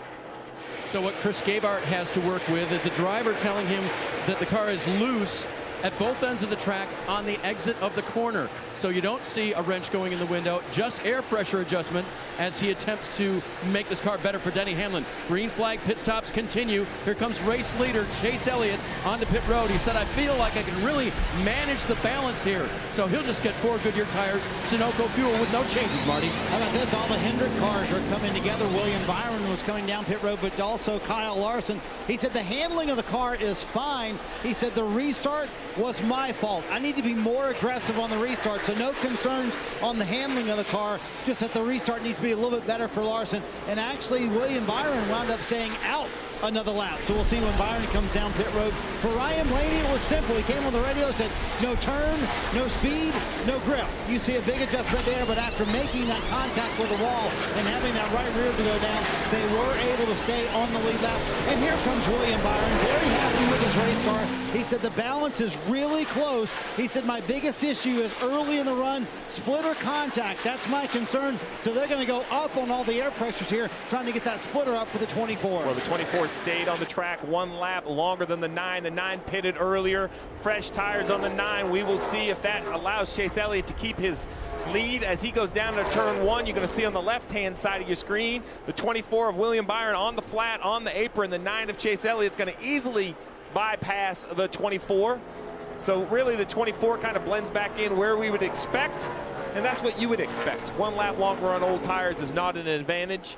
So no harm, no foul to both the first and second place car through the pit cycle. And remember, Blaney stayed on the racetrack, took the wave around, and was on old tires. And so this cycle happening a little earlier for him, it's happened at the exact right time to be able to get him on the pit road so he can become even on tires with the rest of the competition, because he's only about a quarter of a lap ahead of the leader. So he needs the new tires and the pace in that 12 car to be able to stay on the lead lap here before we run to the end of the stage. Well, the concern he has is with Joey Logano on the racetrack still, he has a bunch of cars pinned a lap down, including Blaney. So to your point, everything you just said makes perfect sense once the 22 pits.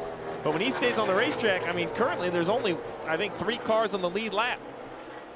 And that's why he's doing this. The 22's running long because he said, you know, if I get a caution right here, I'm going to restart inside the top 3. Well, helps his must-win plan. Yeah, exactly. Right. There's no reason to pit early, right? Like, he knows what he's trying to do.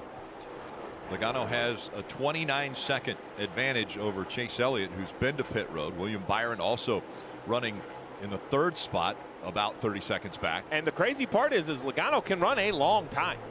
He can run probably a solid 20 more laps. So this is not something that you're going to see change right away. Now that lead to Elliott, it's going to drop because Chase Elliott has brand new tires. But Joey Logano, to your point, Junior, in the must-win situation, this it's not even a Hail Mary. This is just good pit strategy for the situation they're in.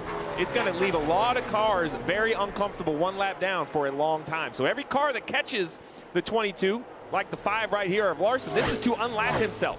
Kyle Larson's crew chief, Cliff Daniels, is saying, hey, man, I know this doesn't really matter much, but it matters a little. I need you to get by that 22. Get us back in the lead lap. Because that way, if the caution comes out, we can pit as well and put fresh tires on. Logano goes all the way to the end of his fuel window? Absolutely. Probably another 20 to 23 laps.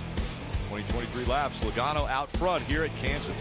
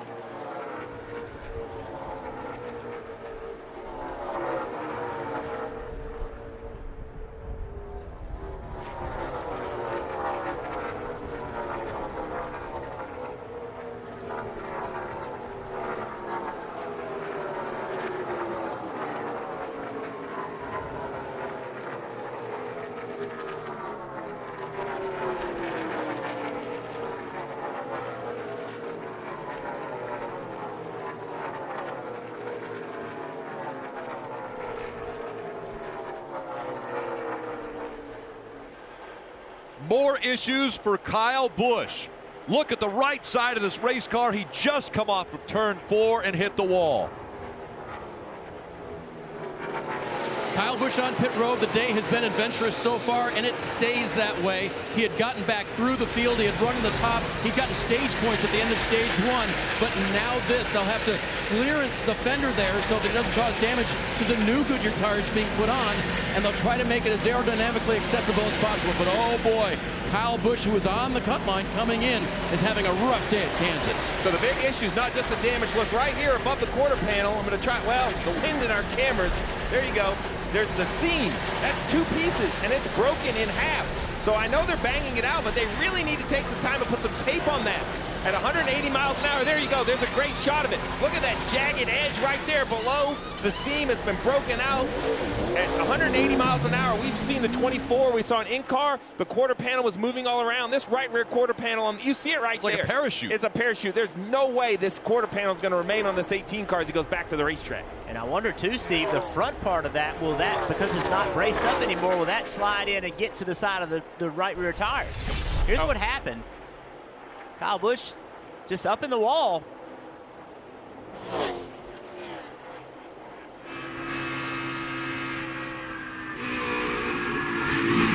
That right there is off of turn 2. And so that happens there, and he goes down into turn 3 and makes more contact. I mean, it's killed. It's done. It's done. And no one on the racetrack here at Kansas is watching this right rear quarter panel more, but perhaps other than the 18 car, is the 22 of Joey Logano, because he's on the racetrack looking for a caution. He's seen a car get in the wall, so now he's not wishing bad things, but if a quarter panel was ever going to blow on the racetrack, this is what Joey Logano is looking for. This is why this strategy matters. The 19 of Martin Truex Jr. the same way. He's currently in the free pass position because of this strategy for the 22. So the 18's bad luck or bad issues, I hate to call it luck. You know, racing, you try to make your own luck. It could be the game changer for a guy like Joey Logano, currently first and looking at a must-win situation after the engine failure a week ago. And Steve, only 5 cars right now on the lead lap. Because of what Joey Logano is doing, there are only 5 cars currently on the lead lap. And Rick, this affects everyone, right? Like, there are cars that were having good days and bad days. Everyone and the day you thought you were having, you're now a lap behind that. Joey Logano has the majority of the field a lap or more down from where you were expecting. The guy like Brad Keselowski, as he leaves pit road, he's going to be 3 or 4 laps down. Dylan. My guys, remember Joey even admitted to us in the pre-race show that last year in this race, they weren't the best car, but they played the strategy right and allowed them to advance to the championship 4. So very eerily similar to that here today. And obviously still over half this race left, but this could be the break they need. The strategy call, if it plays out right, could give them the track position they need to get this car up front and then maybe keep it up front. So still a ways to go, but you never know how things will unfold. Paul Wolf is one of those crew chiefs guys that I think just understands the options. Good, bad, or indifferent. I think he knows what's in front of him, because now he's going to run so long. You may see that 22 take a splash of gas and 2 tires, make the stop as short as possible. You got to study a lot of information to understand this. Subway delivery cam showing how Kevin Harvick is getting his lap back. So now he's on the lead lap, just in front of Joey Logano. And Logano probably could go at least another 10 laps, maybe, on fuel. I think about another 10 laps. But, Junior, you've said it a couple times today. When I think of Kansas, I think a huge tire fall off. But this cool weather has really helped this strategy by Logano. I know that the lead has shrunk from 28 seconds to 22 or 23. But in years past and worn-out racetracks, this would have been a much bigger challenge for the 22. They're really using the tires to their advantage and the lack of them slowing down as much. So 6 cars on the lead lap. It could be 7 and 8 right here if the 48 of Alex Bowman and the 8 of Tyler Reddick are able to get by the 22. They're trying to unlap themselves. And Logano's still running pretty good pace here. Tyler going to the middle right here. Had that momentum off the high side. Going to be aggressive with it. That puts Martin Truex Jr. as now the car in the free pass position. Reddick again showing great speed today, using that high line. He had great speed last week at Texas. Reddick's so good up against the fence, and coming off of turn 2, it looked like he almost got right up against the fence. So let's go back, guys, and ride along with Kyle Busch. And I want you to listen as we're riding along with Kyle Busch. When he first gets in the wall in 1 and 2, car completely gets out of control.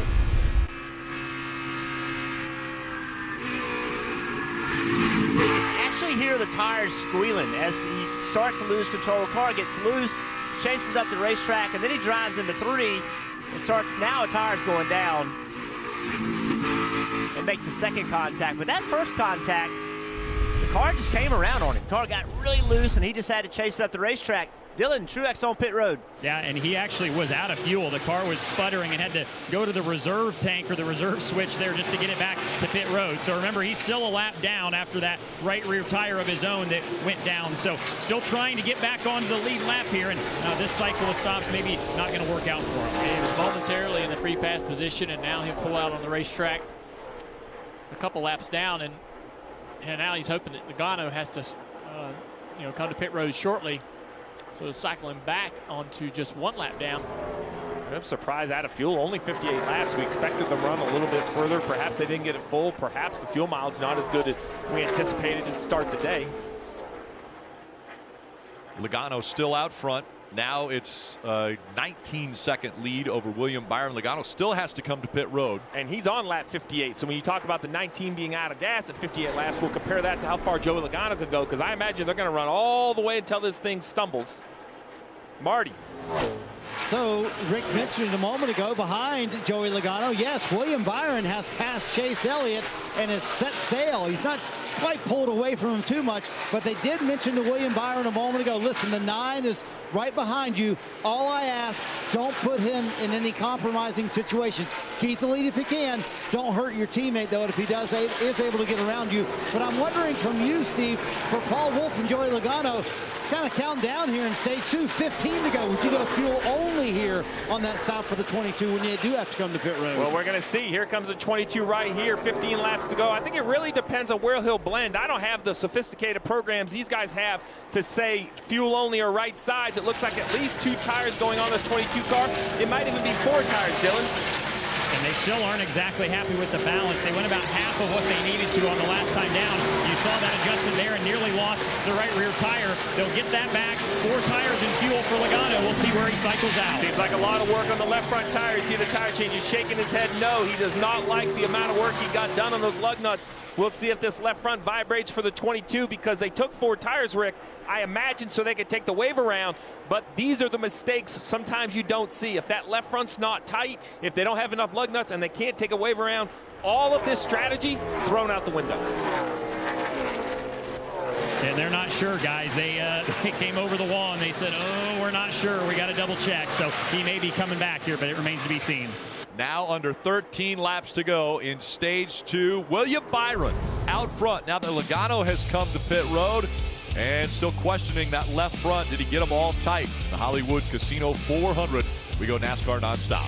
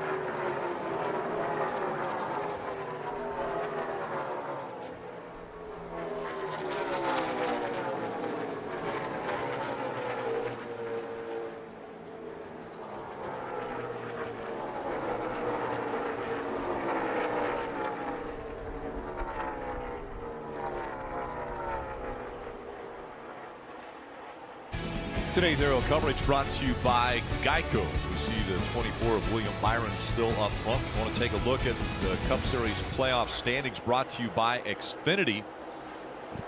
And with just under 8 laps to go, now 7 for race leader William Byron. You take a look at how everyone is standing as they run. And I would do a little housekeeping. The 22 of Joe Logano in my mind was absolutely going to lose a lap. He was coming to pit road, but he had such a big lead with around 20 seconds that he actually came in, provided service for this 22 car, and became the last car on the lead lap, actually in front of the leaders back on the racetrack. But let's listen in what they have to say about that pit stop. The left right going to be okay? Feels okay in here. Should be all right. You dang right. Driver says it feels okay. I'm not going to contradict. I just need you to get 6 more laps, and we'll come in and put you 4 fresh tires on this 22 car. So the strategy would have been perfect if a caution could have come out when he had so many cars caught a lap down. It hasn't worked out perfectly, but right now there are only 14 cars on the lead lap. Joey Logano currently running in the 11th position as we close in on the end of stage 2, where they'll pay top 10 in the standings points. There's William Byron getting by the 20 of Christopher Bell. That'll put Christopher Bell, the first car, 1 lap down. But right ahead of him is the 12 car, Ryan Blaney, running in 13th place. Blaney does not want to get lapped right here with 5 laps to go in this stage. Williams been quite a bit quicker.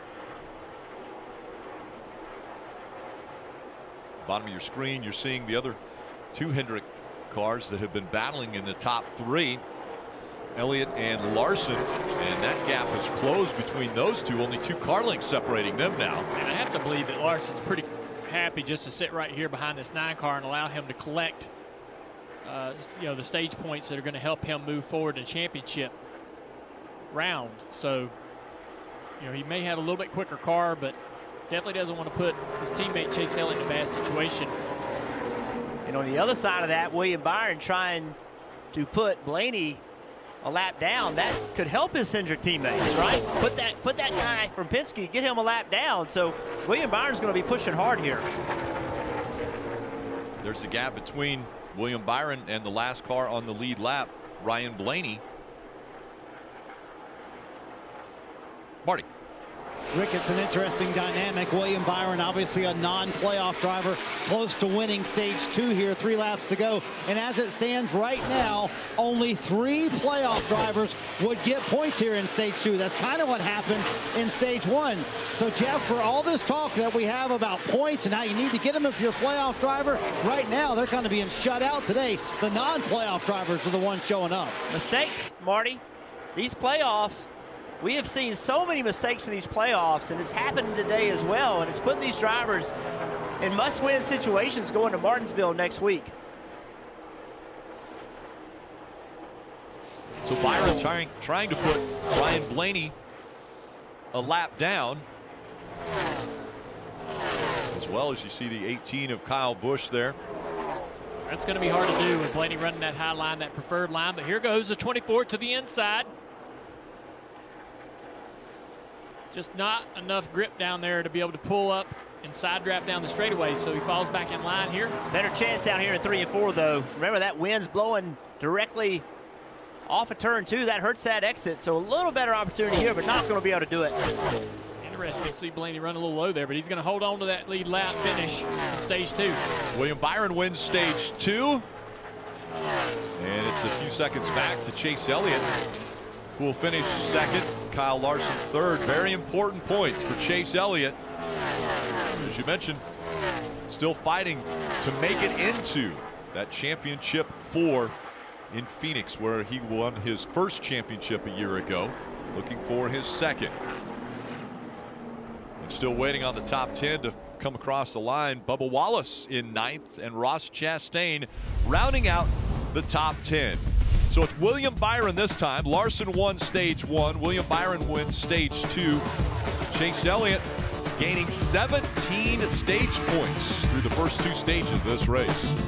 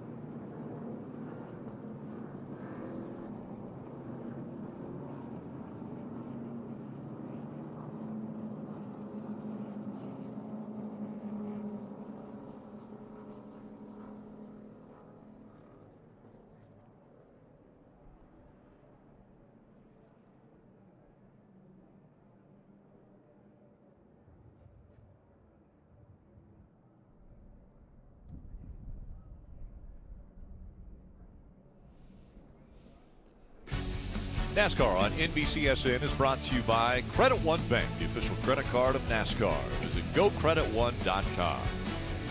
Ford, built Ford proud. Sonic Grilled Cheese Double Burger, for a limited time only at Sonic. And by Busch's Beans, that beautiful bean company. The wind's still blowing, gusting here at Kansas Speedway, Kansas City, Kansas.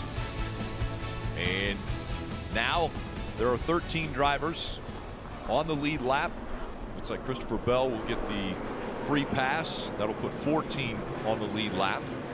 We get ready for pit stops here at the end of stage 2. There'll be just about 100 laps to go in this race. Dave. By the way, Kyle Busch pitted early to start working on that 18, see if they can make some sort of recovery. Top of your screen, second place in the stage. Chase Elliott, 9.17 total stage points on the day. Wants just a little adjustment, fires off too tight, Marty. It's a Hendrick parade down pit road as they hit pit road 1, 2, 3. William Byron won that stage, and the car was better there. If anything, just a little bit loose at the end of the run. Interesting comments from Kyle Larson. Said the car's not bad. I just can't give up the lead early in the run. Still kind of not forgiving himself for not getting a good restart earlier. And then he said, quote, we should have led every lap in that stage. The 5 crew, though, does a terrific job here on pit road. I believe they gained Larson a couple of spots. They did, Rick. They leave with a lead. Yeah, he won the race off pit road. That #1 pit stall working out well for the 5 team. Byron loses a spot. Kurt Busch gains 1.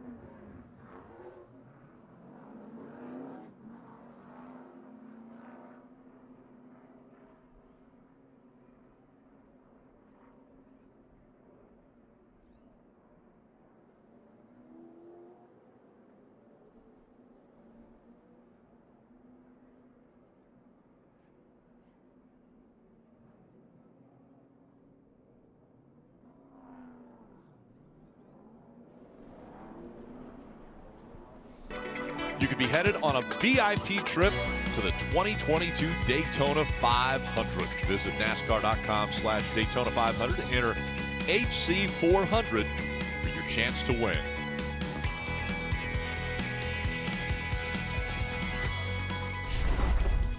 And make sure to join Jeff Burton this week at 9 a.m. Eastern, live Wednesday, for NBC Sports on Sirius XM. That's NASCAR Radio Channel 90. The Morning Drive with Mike Bagley, Pete Pistone, and Jeff will be the guest this week, talking obviously about What's coming up next? Martinsville Speedway, the final race of the round of 8, the final opportunity to get into the championship 4 and run for that title. We're going to have a lot to talk about, aren't we?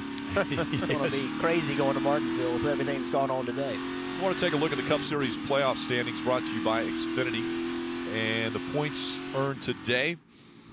Kyle Larson with his finishes so far of winning the stage and then finishing 3rd. He currently has 18 points. Chase Elliott, big points day for him, was 17. Denny Hamlin earned 9 and Kyle Busch 2. And Blaney, while currently above the cut line, 0 points in the stages. I only bring that up, Rick, just because, you know, a lot can go awry in the last 102 laps, and we'll see if those misses in the stages cost the 12 car. And so far, he's taken advantage. He's actually gained points from where he came into this race. He's taking advantage of others' mistakes. They come a choose rule brought to you by Busch's Bean. This is going to get more and more interesting as the race winds down.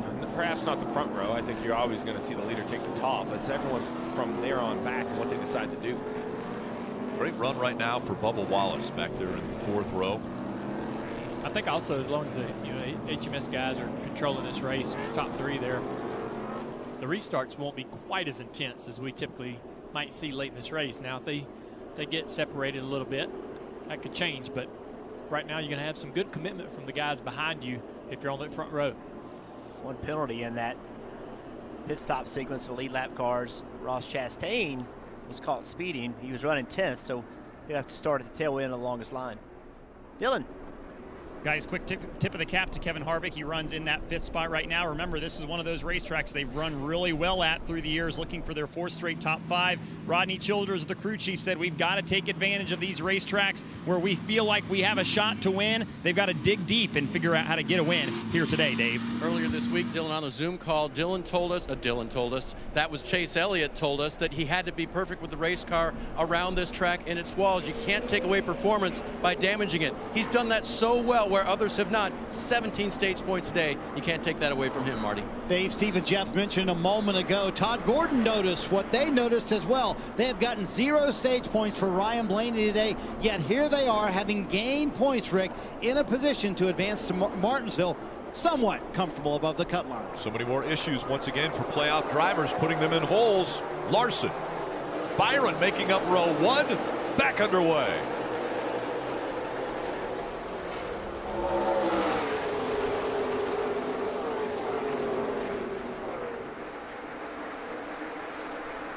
First car out of line out there, you see it, 12 car of Blaney trying to advance on that high line. Oh, he's going to possibly try to go 4 wide here. His teammate Joe Logano right up through the middle. Look at that run, the 22 car.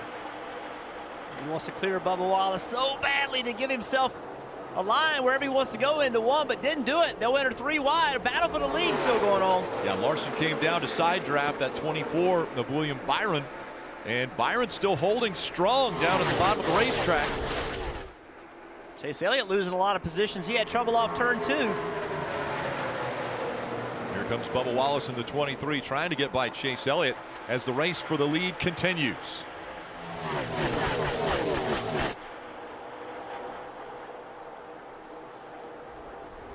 Look at the move. Tyler Reddick makes to make it 3 wide for the lead. Tyler Reddick on the outside. 3 wide as they come off of turn 2. Reddick surging ahead now. And once again fighting through the middle, Larson. And at the bottom of the racetrack, Byron. Reddick's going to have a run down the front straightaway again. He's going to try to go to the top. Nope, they blocked it. He looks to the middle. Tyler Reddick told us, he said, sometimes my aggression gets the best of me and it hurts. He said, although right now I don't think it's hurting him. I think he wants to be as aggressive as he can be to get up front here in Kansas. Up to second for Reddick. And we mentioned earlier, how do non-playoff drivers race playoff drivers? Well, right now you're seeing how aggressive Tyler Reddick wants to be. He doesn't care if you're in the playoffs or not. He wants to be up front and win this race. Well, behind him, that one of Kurt Busch. We talked about it in the pre-race. I mentioned during the race, you know, Chip Ganassi leaving NASCAR at the end of the season. Kurt made the playoffs with that win in Atlanta. He's kind of the same way. I think he's going to be respectful of playoff drivers, but he would love to deliver a win to his team owner. All these guys in this battle, there's only one of them that's in the playoffs, and that's Larson, and he's already locked in. So unusual. Oh, tight right there off the 4. And 42 of Chastain came down pit road a minute ago. I'm not sure if he had an issue with a wheel or, oh, it was a restart violation of the 42. Excuse me, a restart violation. He had to serve a penalty. And look at the move Reddick's making here. Oh, at the bottom of the racetrack. And the caution comes out. Car on the front straightaway. 38 of Alfredo. Hey, big winner on that, guys. Martin Truex Jr. He took the wave around. That's going to put him back in the lead lap. So the 38 of Alfredo. Stay below the right, please. With damage, part of the rookie battle here in the Cup Series from Front Row Motorsports. And a lot of damage on the right side of that car. Remember last week, Alfredo got in that wreck, had the fire. Talk about Truex being the last car on the lead lap, getting a great break here. Also, Brad Keselowski now only 1 lap down. Gets to come to pit road, get tires, try to fight his way back into the lead lap. Racing for the free pass now after this restart. Let's watch the 38 car here riding along with Brad Keselowski in the 2. He just looked like he blew the right front tire right before he made contact with the wall. That car set down on the right front and went straight up into the fence. Hard contact.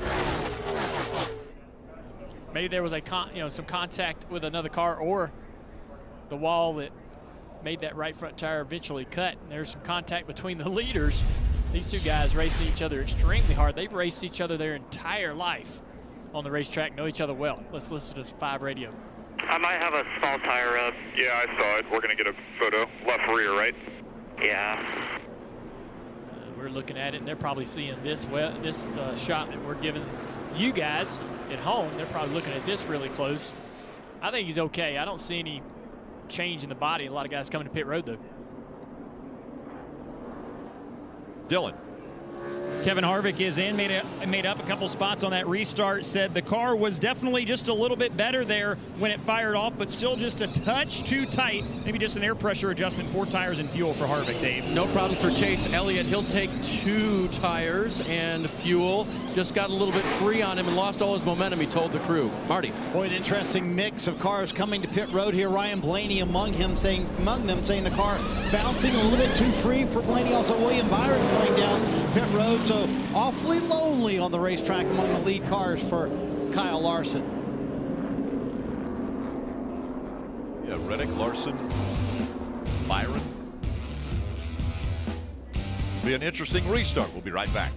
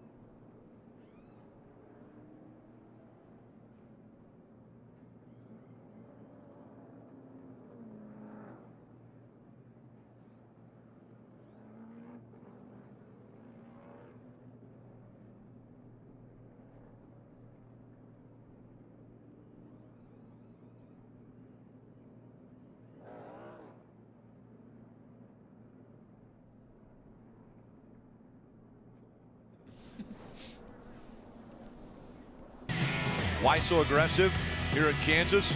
Because there's only 2 races to go in the season. Martinsville, the next race, it'll be the final time that these playoff drivers can potentially lock their way into the championship 4 at Phoenix. And those will be on NBC and simulcast live on Peacock. So again, look at the schedule: Martinsville and Phoenix, and that QR code on the right side of your screen, that can get you signed up for Peacock so that you can be watching those if you don't have NBC readily available for you. All right, Rick, be honest now. Did you understand the QR code pre-pandemic? No. Okay, neither did I, but now they work now. I feel so fancy when I scan them, and it pops up on my phone. Parker Kligerman, we literally ordered $1 hoodies because we were shooting the QR code, which is right there for Parker Kligerman. But amazing, what they're able to do. And again, that will be simulcast. Those last 2 races simulcast live on Peacock. So you can join us there as well as we get ready for a championship here in the 2021 season. 90 laps to go when they come back by, and let's get a few updates. We'll start with Dave. You see the 8 car there of Tyler Reddick, the 25-year-old Californian, cannot win the championship. He's not eligible any longer this season, but he's like to win a NASCAR Cup Series race. He's finished in the top 5 3 different times. And when I talked to his crew chief, Randall Burnett, about how well he runs the high line here at Kansas, he said, yeah, but we pigeonholed ourselves here in May. We couldn't do anything but the high line. So they worked on that, being able to run other lines as well, and it seems to have paid off. He's up front, Marty. They've checked in with Cliff Daniels on the left rear damage for Kyle Larson and the 5 car, and that damage they think is fine, so no big concern there. On the restarts, though, Kyle Larson promises to be aggressive. Remember, a couple restarts ago, he spent the entire stage 2 not forgiving himself for not being aggressive enough. So I don't care, teammates are not around him, Dylan. He's going to run everyone hard today because he wants to keep the lead. And Bubba Wallace, Marty, has been running hard all day today as well, but he's going to have to serve a penalty, go to the back here after a too fast exiting penalty on pit road. But regardless of that, these guys have been really fast all day today, been inside the top 10 most of the afternoon. I think you're seeing the advantage of coming to a racetrack for the second time with this first-year team. It's the end of their first season. Bubba's learned kind of what he needs in the car. They've learned obviously kind of what they need on the pit box. They made a crew chief change a couple weeks ago, so they're starting to see the fruits of our labor. And while now they've got a little bit of work to do to get back up to the front, it's certainly been a really strong day behind the wheel for Bubba. They've shown a lot of speed today. So the field has made their decision with the choose rule to get inside outside. We're going to let you experience it from the perspective of the cars. So we will have the onboards up for the restart here, as well as give you that wide view of what's taking place. But this is what we talked about at the beginning of the show. The restarts can be so incredibly crazy, and you're going to see it from different perspectives. Brad Keselowski, you see how many cars are in front of him. Kevin Harvick, he's near the front, so it's going to be a little bit more tame around him. Kyle Busch and Parker Kligerman, both of them also with numerous cars in front of them. We'll let you experience that restart. How dare you say it's going to be tame? I know it. What was that? No, tame. The only place it's going to be tame is the pace car because he's off the racetrack. He is off track. It's Tyler Reddick on the inside, Kyle Larson on the outside.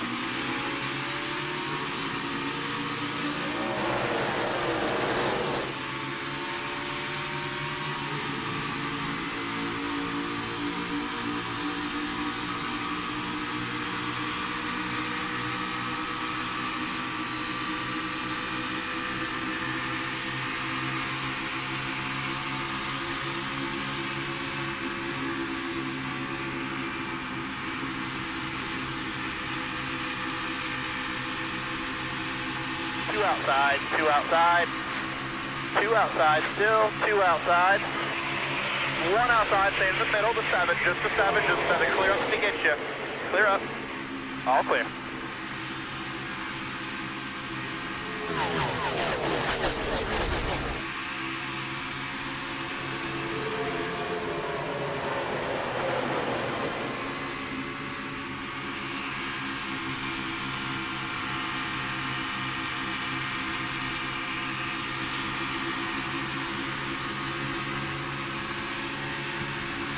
Teammates fighting for that 3rd spot. Byron's going to get it. He'll take it away from Chase Elliott.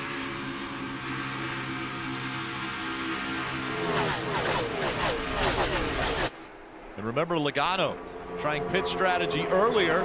He's worked his way up into the top 5, running in the 4th spot now.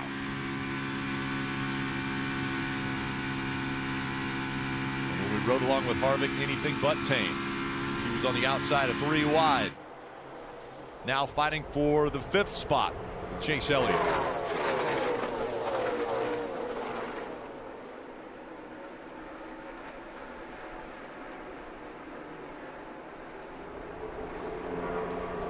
.86 laps to go. Kyle Larson leading Kurt Busch. And the 24 of William Byron running the higher line. Big loser in that restart. Tyler Reddick from first. He is all the way back to 11th right now.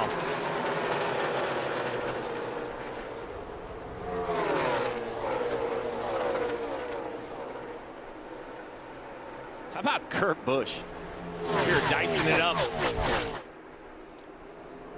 Spoiling the Hendrick party a little bit. He is. A veteran. It's great to see him in the mix here. A champion. All the way back. What, 2004? So, excuse me, 14. Showing my age. 2004. Well, I think. My memory, yeah, 2004. You're right. You know it's bad. I'm just going to say this live on air. It's bad when decades disappear in your brain. 2004, 2014. Like, I swear, it was just the other day. It was a long time ago. It's a great battle right here. You see Kyle Busch trying the outside. Does not want to follow Kyle Larson. Wants to get clean air on his nose. William Byron, he doesn't mind following Larson because Larson's enough car lengths in front of him. It doesn't hurt his car as badly. Kurt's just going to go to a different lane whenever he can.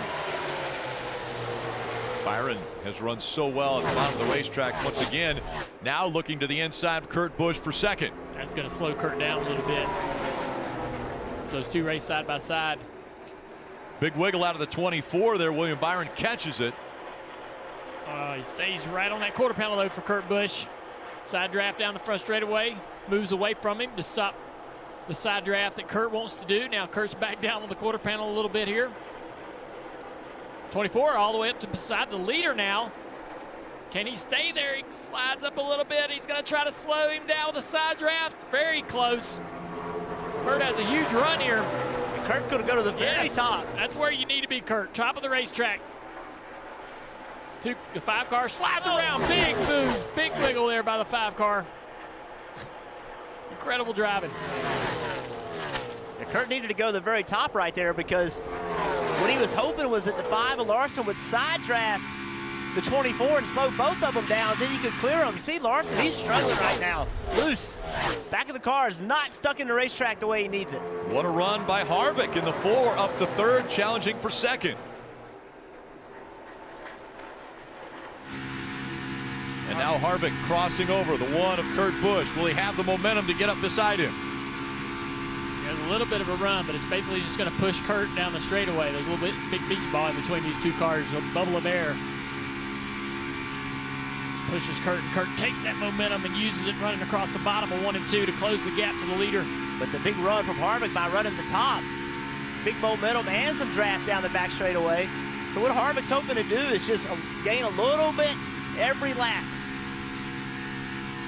He pushes Kurt along at the end of these straightaways right here. He's going to start. Now he's starting to help this 1 car a little bit. He's starting to push him just a little bit. Get it closer and closer to that leader. Kurt keeps chopping the corner, running lower in the corner. Take the momentum off the nose of the 4 car to keep on chopping away at that lead. You see them getting closer to William Byron. What surprised me if you see Kurt go to the top here soon. It's hard for him to do that though because that's where Williams running. But Harvick wants the top. Maybe take that away from him. All 3, now 4 go down to the apron. Dave. A couple of veterans there running in, and champions running in between the kids from Hendrick. And as you look at the 1 of Kurt Busch, he's not typically a high line driver. He'll get there if he has to, but if he can make that speed work down low, that's where you're going to see him spend most of his time. And don't forget, he's got a great future ahead of him, not just the 1 championship back in 2004, but ahead of him is 2311 Racing in the number 45 car with Michael Jordan and Denny Hamlin as owners next year. That's going to be fun. That's going to be something to see. And as you guys have already said once today, Kurt Busch makes organizations better, and he'll certainly be helping that one. In the second spot, trying to chase down William Byron, but Byron putting together great laps. He's the fastest car on the racetrack that time by. I know the drivers mentioned earlier they thought he was the fastest at Texas, maybe fastest at Kansas today as we go NASCAR nonstop.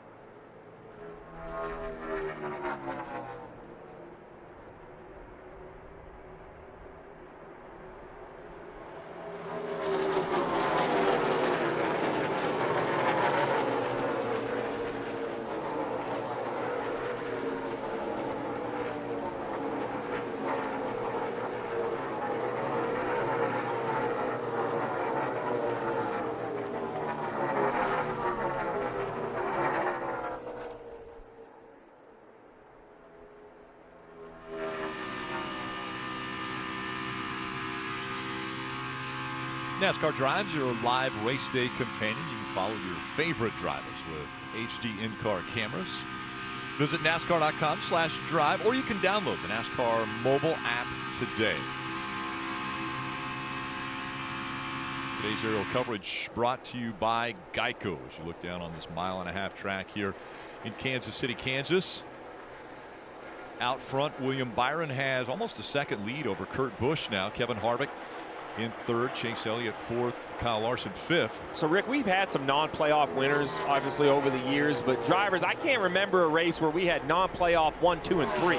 Right? I mean, you normally get one guy up there. This is just amazing to me that in the round of 8, which at the beginning of this round, I was kind of bragging how much depth there was in the round, how many race wins, how many championships, and yet here we are with the best playoff driver running 4th. Dylan. Another one of the non-playoff drivers is Kevin Harvick, who rides in the 3rd spot, and we've seen him utilize that high lane a lot here in this final stage. Well, not only is that good for this 550 package, and specifically these Roush Yates Fords that love to get up high in that RPM range and really stay wound up, it's also a nice reminder for Kevin that he can get up here and run the top. They've had to work with him a lot this year and have chosen to work with him a lot on getting him comfortable running up near the wall at some of these intermediate tracks. He'd probably prefer to be around the bottom. We've seen him had so much success there, but they've made a conscious effort this year to get Kevin comfortable leaning right up against that wall, and it's worked so far today. He's having a nice run in third, Marty. Dylan, look who's in the free pass spot. Brad Keselowski, after that contact earlier, they've made a number of repairs to the right side of this number 2 car. Looks good, feels good to Brad as well. He said much better on this run. In fact, top 10 lap times. Now all he needs is a caution to get that lap back. He's in the spot he needs. He gets back on the lead lap. It could be still a top 10 day for Brad Keselowski. Not out of it yet. And Steve goes to show you, you never give up, do you? No, there's a reason these races are longer than the Saturday Xfinity races, because there's opportunity both ways. You can give it up and you can gain it if you've had an issue early. So 67 laps to go. Everybody on the racetrack has to come to pit road one more time. As we see Brad going to work again. Look at right here, if we stick on the in car, watch that right hand. We saw this last week, right? He's going to reach over, close that valve, then reach over, open that valve, adjusting the aerodynamics, adjusting the air, coming in that right side window. I love the commitment by the driver. Every tool available he's using. Dave, how about Denny Hamlin in that 11 car, currently in the 6th position? And you mentioned needing to come to pit road one more time, Steve. Sometimes situations make that stop sooner rather than later. I don't know if you wanted to run this hot, Chris. Yeah, it's more on that. I didn't put much tape on it at all based on the number you called out earlier. Have to watch it. Yeah, we don't need to be this aggressive. 12.5. 12.5 was how far are you from max, Steve? So if he's running that hot at this point, he's going to have to pit sooner or later. He may want to come sooner. Well, I think it really comes down to the points. Look at your bottom left. Look at Hamlin right here, plus 31. That's what matters, right? Manage the situation. Everyone has to pit. So there are some negatives. Of course, you're getting off what you planned on for a strategy, but losing an engine would be a silly mistake right here with 31 above the cut line. I know he's good at Martinsville, but why depend on it? Why not put those points in the bank right now? So I think we might see Denny. And then the question, Rick, is if Denny Hamlin comes early, who then, you know, we know he's running hot, but who else goes, man, oh, man, we better come with him. We better get some fresh tires. He could change the complexion of the race, because I believe Logano will do what he did the first time. He's going to run very, very long. Looking at that must win, it's going to be uncomfortable for a lot of the cars on the track. Elliott has fought his way back up to the 4th spot now. Larson just behind him in 5th. Remember, Larson did not pit. Everybody else pitted, so Larson's last pitted on 163, others on 174. We talked about how tires we don't think would make much difference, but this is the worst that Larson's been all day. You have to wonder if those tires are the reason why. His pace is pretty good, being able to hang on to this 9 car, maybe a little quicker than 9 car at this particular point, but when he needed the grip on restarts in 3 wide, 2 wide, 4 wide situations, we saw the back of that car sliding around quite a bit. He didn't have the lateral grip that those sticker tires had, and it cost him a few spots initially. Now he's seems to be evened out with the leaders in pace. You mentioned pace. One car that's really caught my eye, Martin Truex Jr. in the 8th position. Much like Brad Keselowski, it's been an eventful day for the 19 car. He's been on the wall a few times, cleaned up the fenders, and here he is on the lead lap, running 8th, running, I think, decent lap times, not quite as fast as the leaders, but you would expect that back in traffic. And I bring him up because that must win really makes him more dangerous, because much like we saw with Logano, Truex then could do something crazy, not come to pit road for a long time, keep a lot of guys trapped 1 lap down. Now listen, that strategy works because he wants a yellow. That's the gamble he may pull off, because running 8th, the other option, Rick, is you pit with the leaders and you hope you get a late yellow that you can win it on a restart. James Small on the bottom right-hand side of your screen, crew chief for Martin Truex Jr. We'll see what he comes up with.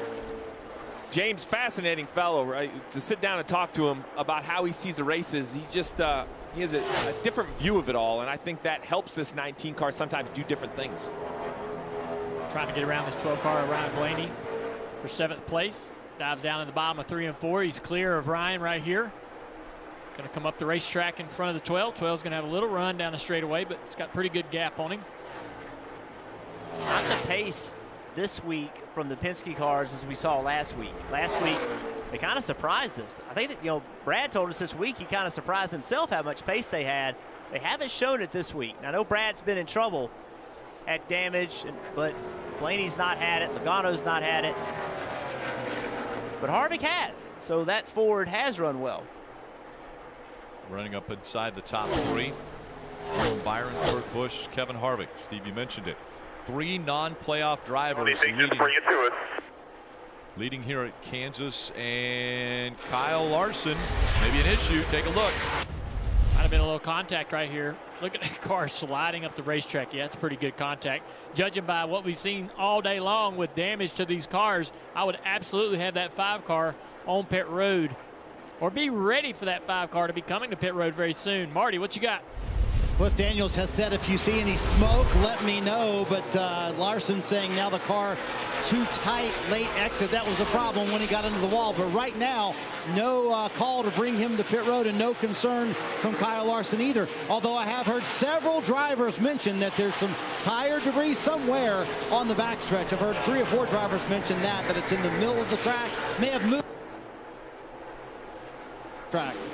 Nope. So a little bit of tire debris on the back straightaway somewhere. The drivers are all seeing. It could be some bare bond. There's some bare bond that's been flapping on this 51 car where Motorsports. A couple of those pieces could have come off onto the radio. There's one right there. That bare bond is just some heavy-duty tape, extremely strong. People use it on the race cars. Brad Keselowski's saying that's not bare bond. Oh yeah, he's screaming. He says a sheet of metal out there. You can see it shine. It's for sure aluminum if you're Brad. Has nails sticking out of it. He wants a caution. He is right now in the free pass position, and everybody inside their pit window now if they decide to come go NASCAR nonstop.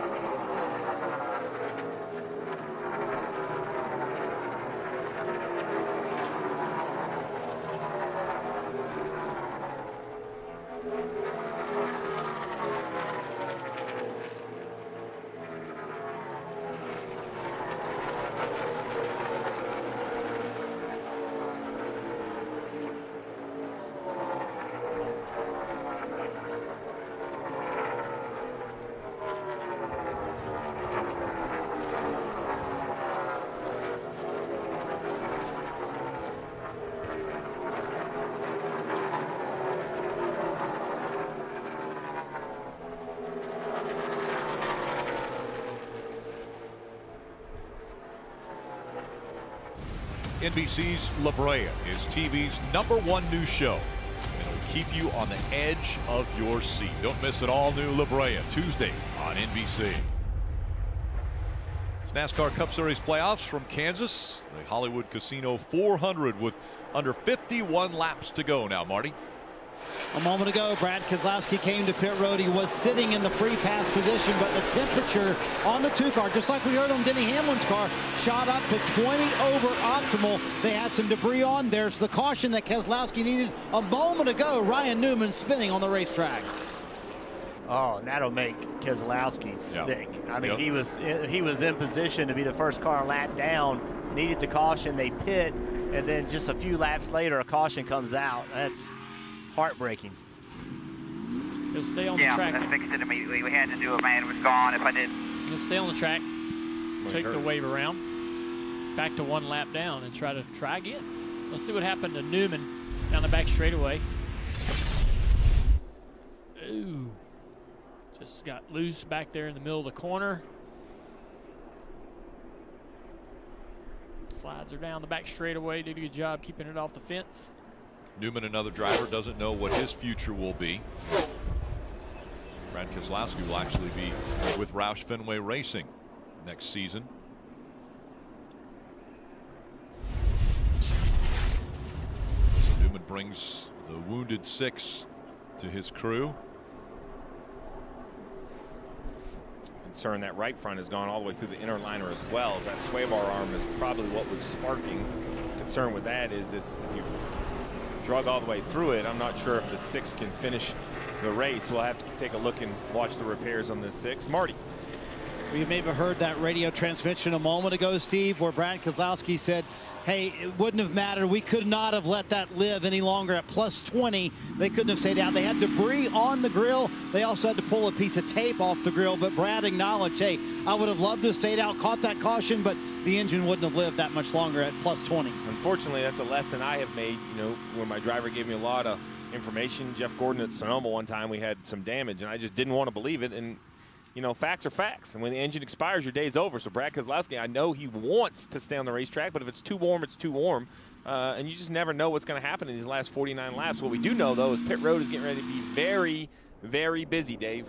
By contrast, 4th place Chase Elliott's car is too cool. They'll put tape on the front of that 9 Chevrolet. They'll give him 4 tires this time instead of 2, and fill it full of Sunoco fuel, Marty. William Byron very happy with his race car, just a little bit free. It seems to get a little bit free on the end of every one. Meanwhile, every run. Meanwhile, Kyle Larson, no problems ever with that right rear, and he still has that left rear damage from earlier in the race as well. Larson saying the car just got a little bit too tight on exit towards the end of that run. The 5 crew gave him the lead the last time they were on pit road. Let's see if they can deliver again over his teammate William Byron. They will not.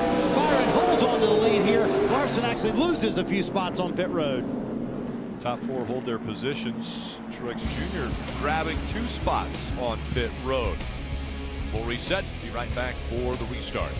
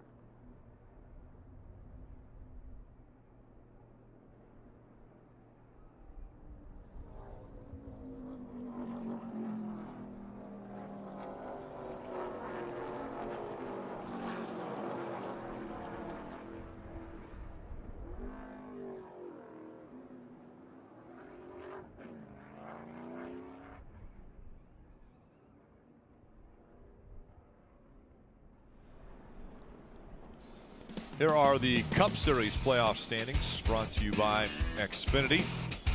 Kyle Larson again with his win a week ago. He is advanced to the championship 4. Look at the point standings right now. Well, and Truex sitting there inside the top 5 could upset this completely if he could get up there and win this race. All right, how did we get here? With 46 laps to go, let's give you a recap. Well, starts lap 21. Kyle Busch, the 18 car, into the fence. Damage to the right side of this car. Flat tires. It's been a long day for Kyle Busch. Brad Keselowski gets into the wall right here. Truex right behind him also got into the wall. Both of them contact. Both of them cut tires. Another cut tire here for Blaney on the 12 car. And the 18 car losing control in turn 2, makes contact with the wall. Again, contact 3 and 4. Big problems, brings him down pit road. Yeah, Kyle Larson, if the drinking word was contact with the wall, I'm not sure you're still with us, because 5 as well. Contact with the wall, damage on the right side.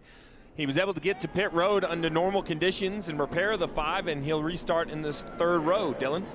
Been a remarkable day for the 19 Martin Truex Jr. 2 laps down. At one point they ride 4th, but they're actually 4 points lower than they were at the start of this race, below the cut line. So really the only day to truly salvage this day is to win. They just want some clean air. They're close enough now, Marty, that they can reach up there and make some clean air on their own. The car you do not see up front, William Byron, had the lead, had to make a second stop. Loose lug nuts on the left rear. They tighten those up. He will restart 14th. They told him on the radio, they said, listen, we have the fastest car here. Let's go show them.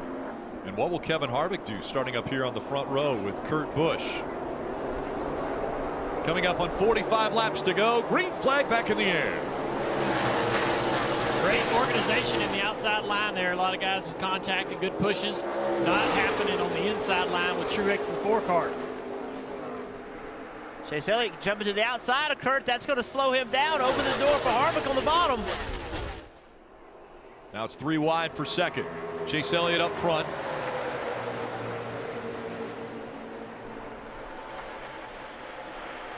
Coming back through the middle. The 1 of Kurt Busch. Joe Logano to the outside of the 11 car. Puts Denny Hamlin in the middle. Still 3 wide for second. Harvick on the inside, winless in 2021.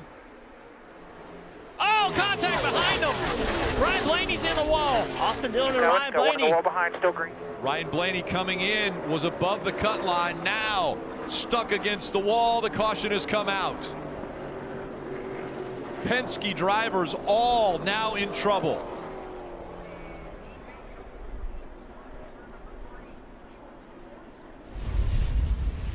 Bring it to me, let me see it. So right here, Austin Dillon on the bottom, Ryan Blaney on the top. Dillon gets loose, corrects it, gets into the left rear quarter panel of Blaney, and away he goes. We talked about it all day long, these restarts, how aggressive they're going to be. Just Austin Dillon, you saw, he just got loose and just made a little bit of contact. The conversation all week has been playoff and non-playoff drivers and how they race each other. Now this, I don't think falls under that at all. This is Austin Dillon in the restart. I know one's a playoff driver, one isn't, but this wasn't nice and controlled passing for a situation. This was Austin Dillon trying not to back his car into the wall. What this falls under, Rick, is the playoff drivers on track with the non-playoff drivers. That's a NASCAR signature, right? It's not that teams are eliminated, you don't show up anymore. So that's the challenge, I think, of these playoffs, Marty, is you have to continue to race with a full field of cars. Yes, that's what the topic of conversation has been. This is such a gut punch for Ryan Blaney and this team, who really had a flawless playoffs to this point. Really just a problem at Darlington with the brakes. That's the only issue they've had this entire playoff run. Now they sit here in the middle of the round of 8 trying to diagnose whether or not they can finish this race at Kansas even. They can't get the car up on the right side, and they're trying to diagnose what is broken, if anything, on the right front and the right rear. Now keep in mind how good Ryan Blaney has been at Martinsville the last few years, has finished second there a couple of times, so they know they can go there and run well, but obviously Kansas has not gone the way Ryan Blaney and his team planned. I think the damage to the right front is terminal, with suspension broken, upper A-arms and so forth. You see the camber in the right front tire. Yeah, it definitely seems to be a serious issue. The tire won't even come out of the fender enough to change it. So many of the playoff drivers have had issues, but this is the biggest of all of them. You can see the damage. Well, And as he falls, you know, it's down to 19, and Blaney still scored 17th. He's going to lose easily another, call it 20 points. So, you know, assuming Kyle Busch can finish where he is, you know, this is going to be, he's going to be tied with Kyle Busch or right around there for the cut line. And let's remind ourselves, this 12 car scored 0 stage points. And they're done. You heard it, Steve. They're done. They cannot fix the right front. So, Junior, good call on that. They cannot get this car fixed for Ryan Blaney, who will be in the garage for the rest of this race. So, Junior, you and I had this conversation earlier, and I think this is what I want to talk about. Good days are not just where you finish anymore. A win is obviously a great day, but you can run second in the race, miss both stages, and end up with the 8th, 9th, 10th most points for the day. When you are points racing, stages are vital. You just have to get those points at the end of stage 1, the end of stage 2, because Blaney, even with this accident, would have had more of a cushion. Crushing blow. Yeah, definitely a big hit for the 12 team, a big hit for the Penske organization. The 2 of Keselowski currently 7th in the standings. 8th is the 22 of Logano. What a tough day it has been for those 3 cars. And still out on the racetrack is Parker Kligerman. He is right now scored 18th. Let's see if we can dial him up on the radio. Hey, Parker Kligerman, Dale Jr. in the booth. You got us? Got you, buddy. How's it been going out there, man? Looks like you're having a great run. We're shocked by the speed in this race car. Those guys give you a good one today. Oh, yeah, God brothers, everyone did a great job. Hopefully the fast checkout turns look good up here, you know, get up next to that wall. I think we could be in the lead lap. We could just get a little bit of luck here and get one of these lucky dogs, you know, maybe get up there in the top 15, top 10.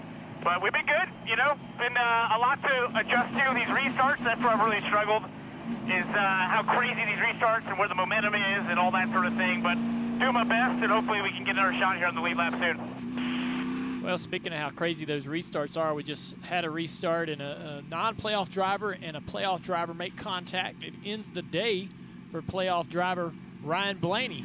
You're out there on the racetrack. I mean, how do you handle having to race as well as you can today and do the job you're trying to do, but also try to take care of those guys if possible?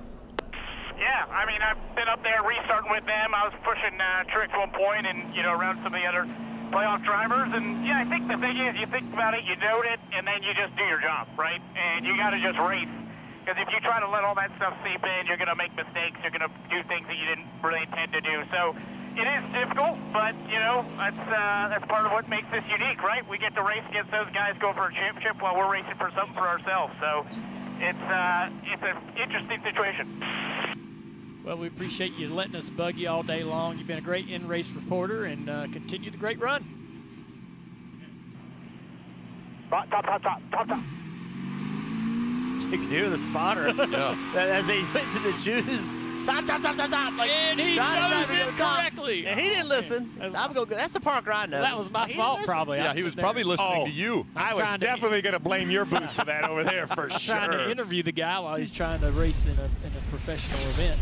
Let's see if he hits the square is the most important. All right, so at least he didn't have a penalty. Yep. Kyle Busch like, what are you doing? Are they talking to you on the radio? That's what Kyle was wondering. What are y'all doing? It's impressive. He mentions the restarts. I mean, I can't imagine. I mean, we see how crazy they are, and he sees them as well from pit road. He does a great job pit reporting down there, but it has got to be totally different in the car as we see Blaney behind the wall. So you're seeing Blaney go behind the wall, and what I'm wondering is, what is the information being given to Truex right now, right? So Truex, we believed a little while ago, was in a must-win situation, but now you can see how the points have changed with the problem that Blaney has had, and that's going to get better because Blaney's going to fall further down. So what is Truex's approach now? Does he still feel like he's in a must-win situation? How aggressive will he be in these next 40 laps? And Blaney could fall all the way down to 37 as far as scoring goes. Those are the people that are still on the track trying to gain laps where Blaney can. Back under green, Chase Elliott. And trying to block as Kevin Harvick went all the way to the bottom. Harvick, Elliott side by side. Got to watch those two. They have had a little bad blood as they're 4 wide behind them for Ford. 4 wide here, 4 wide.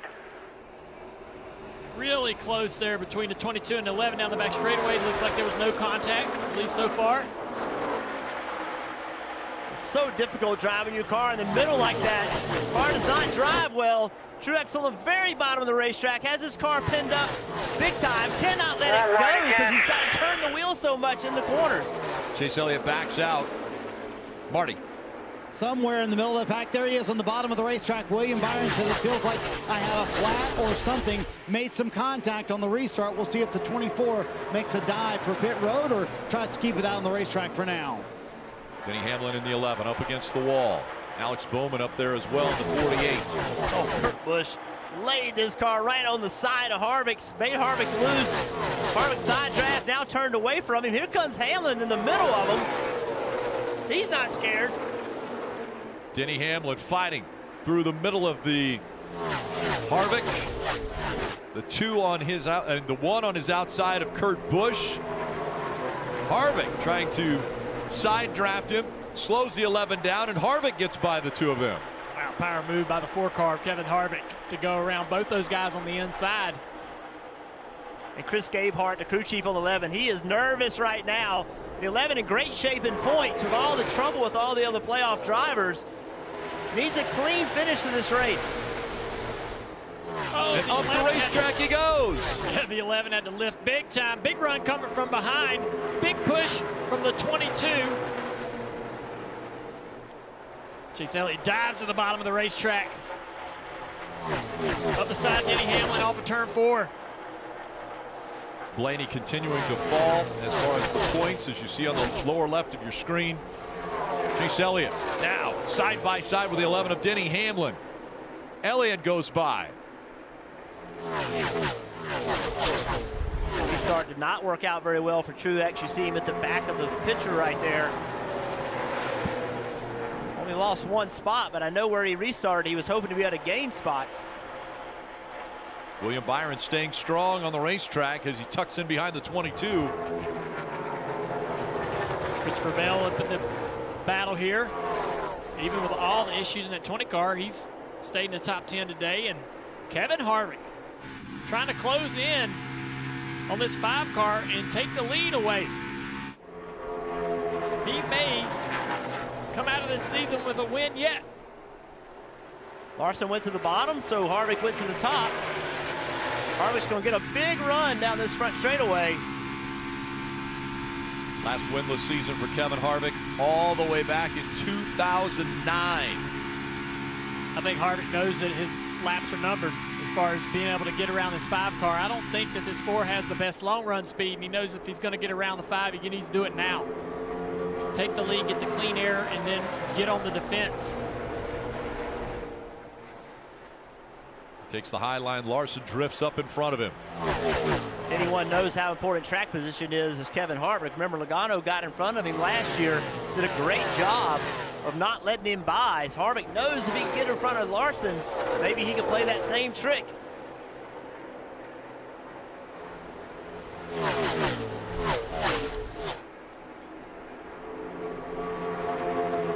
Kyle Larson out in front of Kevin Harvick, the 2014 Cup Series champion. Harvick currently 10th all time as far as wins in his career, 58 of them. Looking for win number 59. To the bottom this time, Harvick went. Larson with a big block. Oh, he gets him a little bit loose above the corner. He got the 5 got loose, but the 4 got tight. So Larson got really loose with the 4 right behind him, but Harvick couldn't take advantage of it because he got tight in front of his car, didn't turn like he needed it to.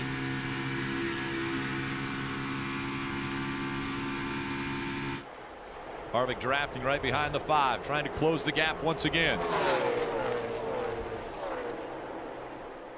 And behind him, the 1 of Kurt Busch. Be good momentum off of turn 2 now down the back straightaway with the 4 car. Closes in on Larson. Oh, Larson's going to the top now. He's going to take his line away, take his downforce and turn away. I like to see Harvick go to the bottom right here. Just show him something different. Just give him something to think about, even if it doesn't work.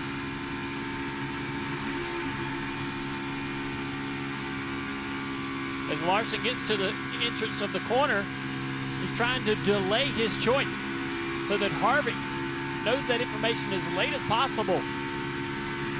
So how he does that is by staying against the wall as long as he can. Harvick, a good run right here. Larson's loose.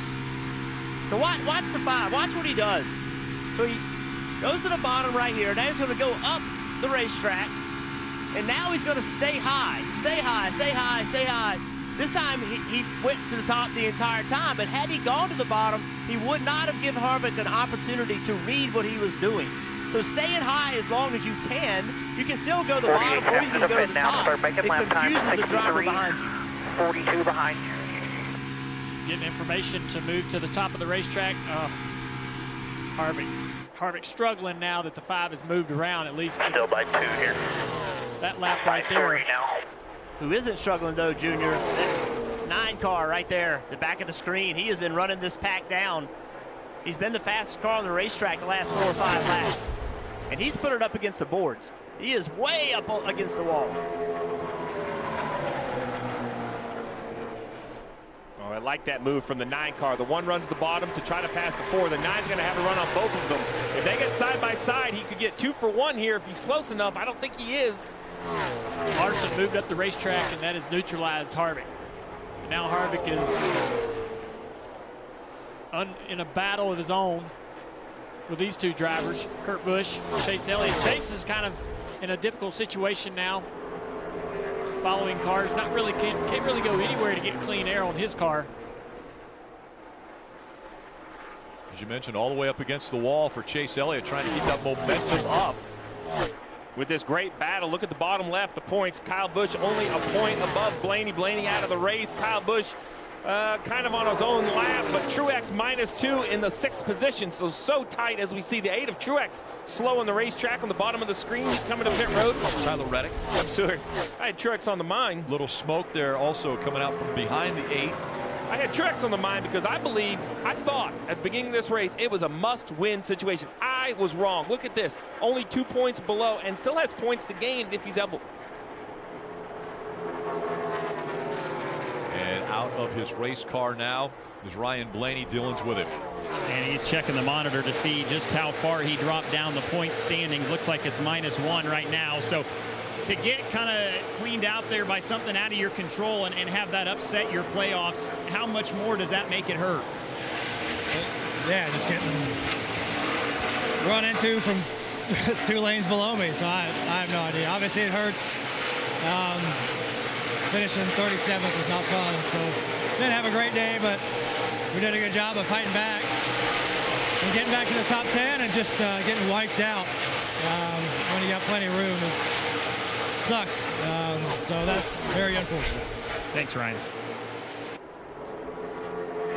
That Tyler Reddick issue will actually help Keselowski. He's now only 7 points back because that's a position that Brad gained that we didn't think was perhaps available.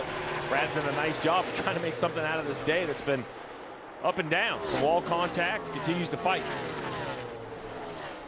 The points are going to be tight, but at the same time, you're talking about some of the best on short tracks that are going to be racing at Martinsville to get that one final spot. Again, running right now in the 3rd spot is Kurt Busch in the 1. And we mentioned earlier at the beginning of the show that this will be the end of Chip Ganassi racing on the NASCAR side. And what a history, what a career in NASCAR Chip Ganassi was able to put together. This being his final Cup season. First race all the way back in 2001, the Daytona 500. 5 different drivers got him 20 career wins. He won the 2010 Daytona 500, the Indy 500, the Brickyard 400, all in the same season. Dave. And Rick, one of the Team Ganassi wins was by the driver of the 1 car, Kurt Busch, last year at his home track at Las Vegas. And after the win, he made a really nice gesture. He sent his racing gloves to a young lady named Madeline Holmes. Madeline was struggling with cancer, and he wanted to encourage her and brighten her day. So he sent her those gloves. Well, guess what? She just celebrated 1 year being cancer-free. Her friends and family are what they call Team Mad for Madeline. And Madeline, right now, your driver, has tried so hard to win this race today. He's a little bit far back now with 20 to go, but Kurt Busch is still pushing. And why is he pushing for her today? Well, her name is on the race car. A lot of drivers today have a cancer survivor or someone who has not tragically survived the illness on their cars, celebrating those lives. Kurt Busch would like to take Madeline Holmes to victory lane here today in Kansas. Yeah, Dave, the cancer heroes that are riding along with so many of the drivers today, thanks to Martin Truex Jr. Foundation as well as the NASCAR Foundation. Those folks riding along, and obviously these drivers trying to make them very proud, those that have been a part of this program. As we see Kurt Busch, he's fallen back to the 4th position. Larson up front. Harvick is a half a second back, and Chase Elliott now 1 second behind Kyle Larson with just 18 laps to go here at Kansas. 18 laps left. We were looking at the points.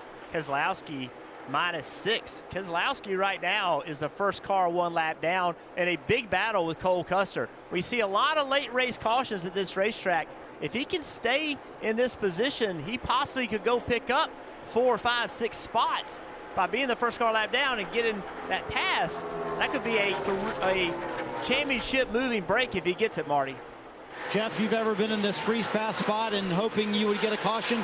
You see debris everywhere, don't you? The spotter, the crew chief, the driver, they're seeing debris all over this racetrack. I don't know if any other drivers or spotters are, but Brad Keselowski and his team certainly do. They need a caution. They need it now. They need it bad.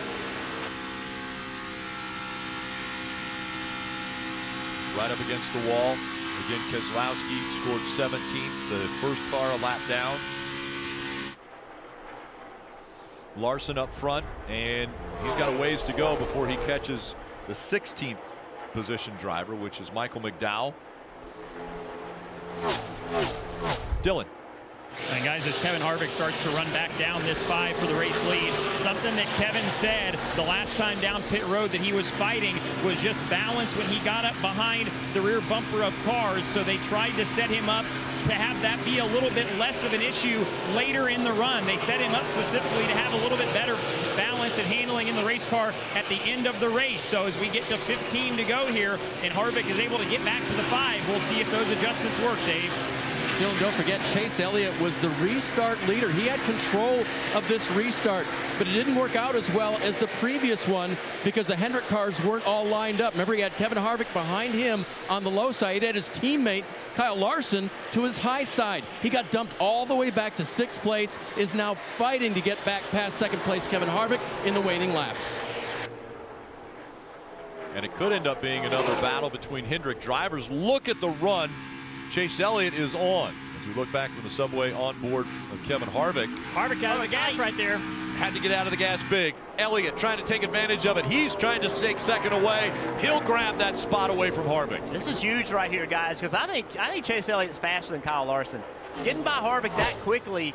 Now with 14 to go, soon to be 13 to go. Pace up. We'll catch the 5 here. There you go. I think that's right. Crew Chief Allen telling him, look, keep the pace up. I can go run Kyle Larson down. Marty.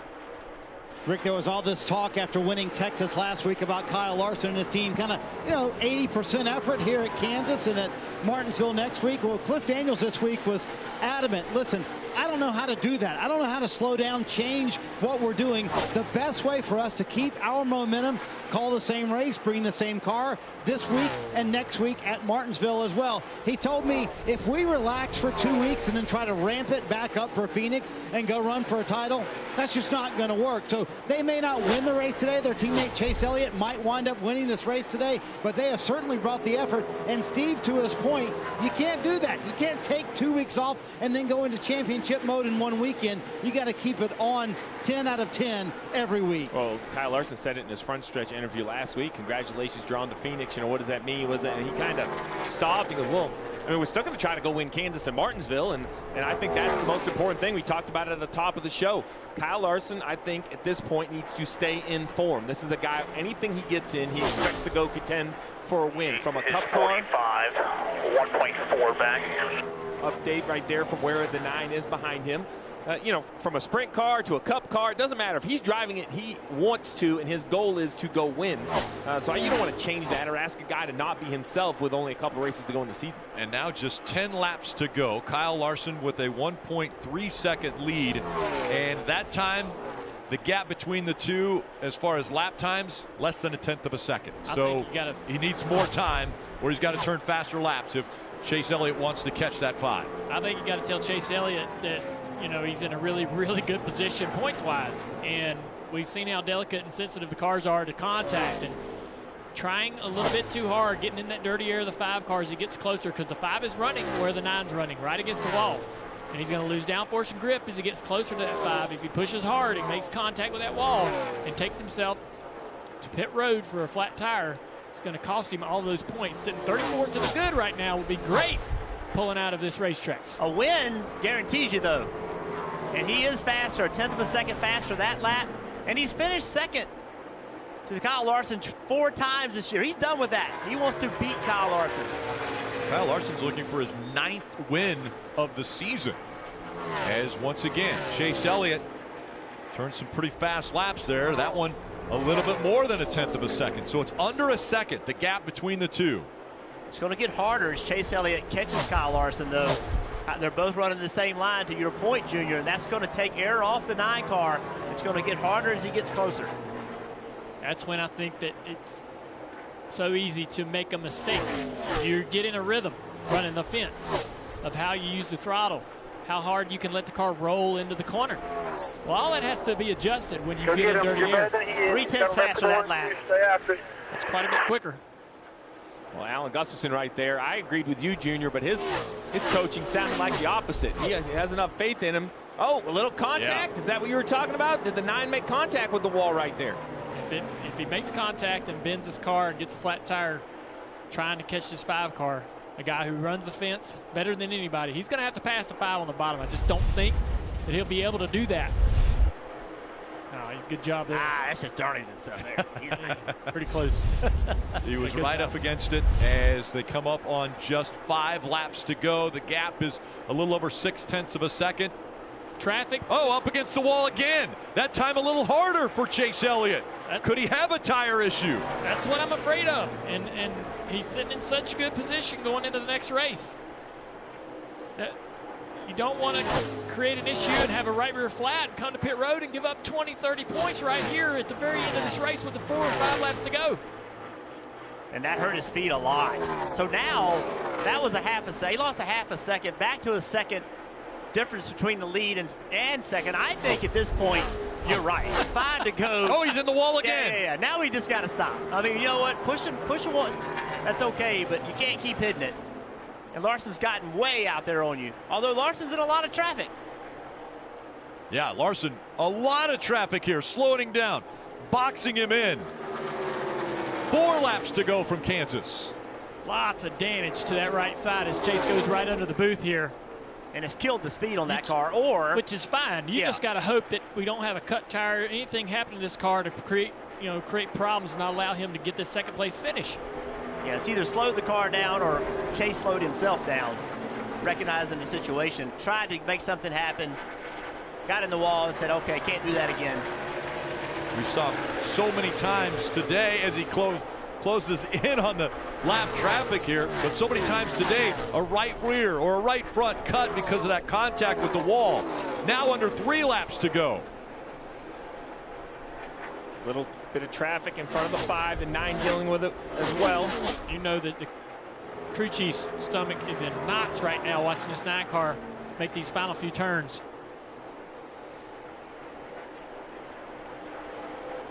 Well, you've talked me into my nerves now.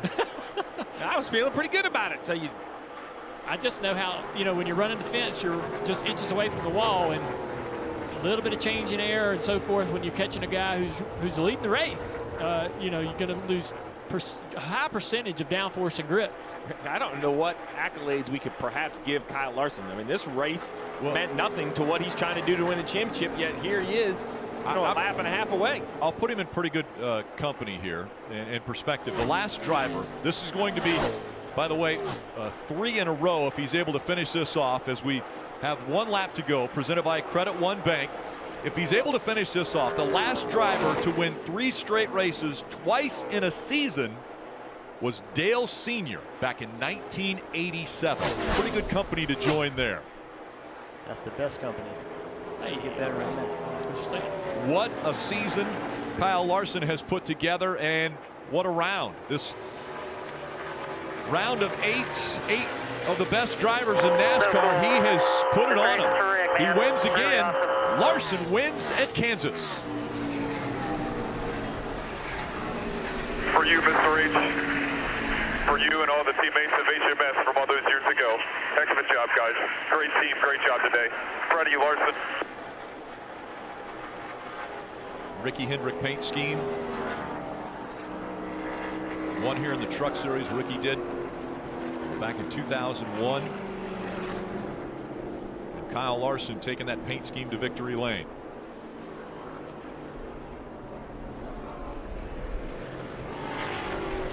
And 9 wins now for Kyle Larson.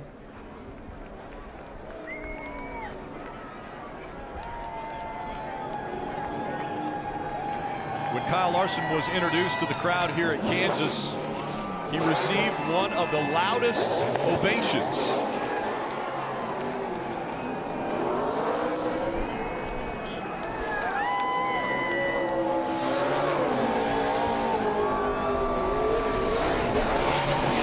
Steering wheel out the window as he does donuts in front of the crowd.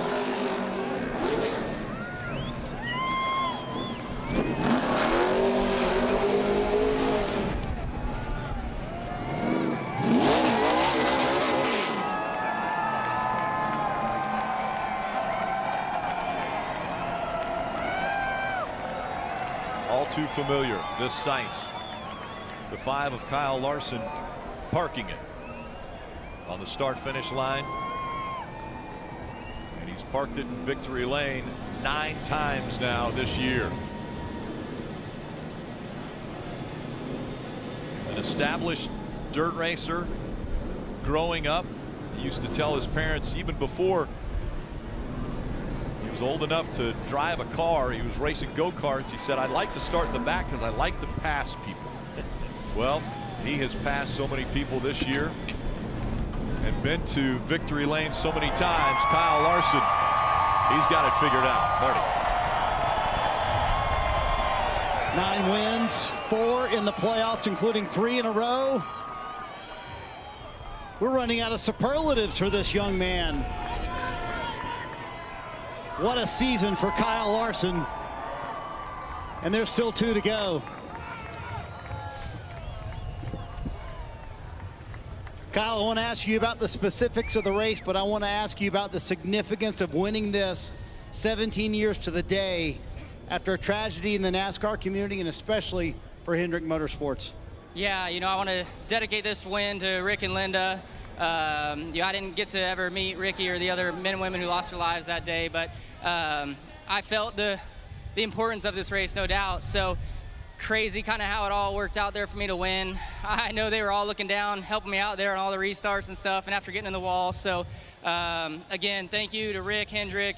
I know this means a lot to you, and I'm glad I could get it done. So cool to get another win. I don't really know how that happened, but our HendrickCars.com Chevy was really fast. I thought we were like a 3rd place car maybe. William was really good, so hate to see the unfortunate luck there again for that team. They've been really, really strong. So glad we could capitalize and get another win, and hopefully we can go to Martinsville and get a clock.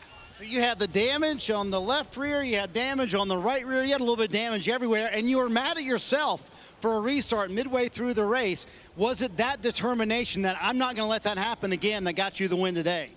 Well, not really. I kind of forgot about that early. I felt like I did a okay job trying to hold those guys off as long as I could on the older tires, but yeah, and then I just got a little too impatient. And, you know, the race was kind of closing down at the end, and got loose off of 2, got in the wall, and thought for sure my chances of winning were done. But had a couple good restarts there that worked out for me. The 4 got to the 9s inside at the flag stand and kind of choked that lane up and got me clear to the lead, and had to do some blocking there, and Chase was really fast at the end, so glad I didn't have to fight him too much. Rick, as you mentioned, in Ricky Hendrick's paint scheme, Kyle Larson gets the win at Kansas, number 9 for 2021. How about that? And Kyle Larson will be now headed to the Ruoff Mortgage victory lane, where he'll be able to celebrate with his team and all the Hendrick team members there. What a day it has been for Kyle Larson. And another 1-2 finish for the Hendrick organization, with Chase Elliott coming home in second.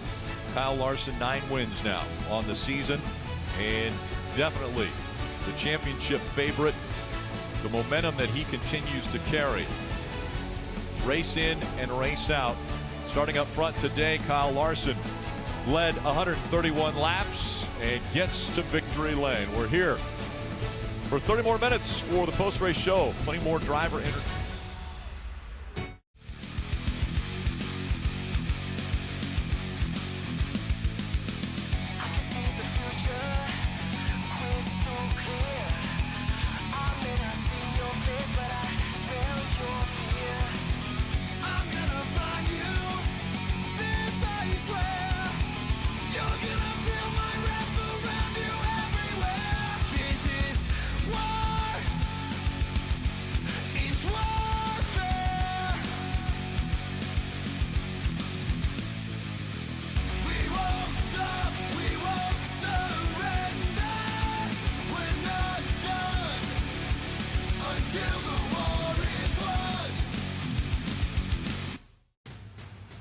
This copyrighted telecast may not be reproduced, retransmitted, or used in any form without the authorized written consent of NASCAR Broadcasting. NASCAR would like to thank all of our fans for your support, and we hope you enjoyed today's broadcast.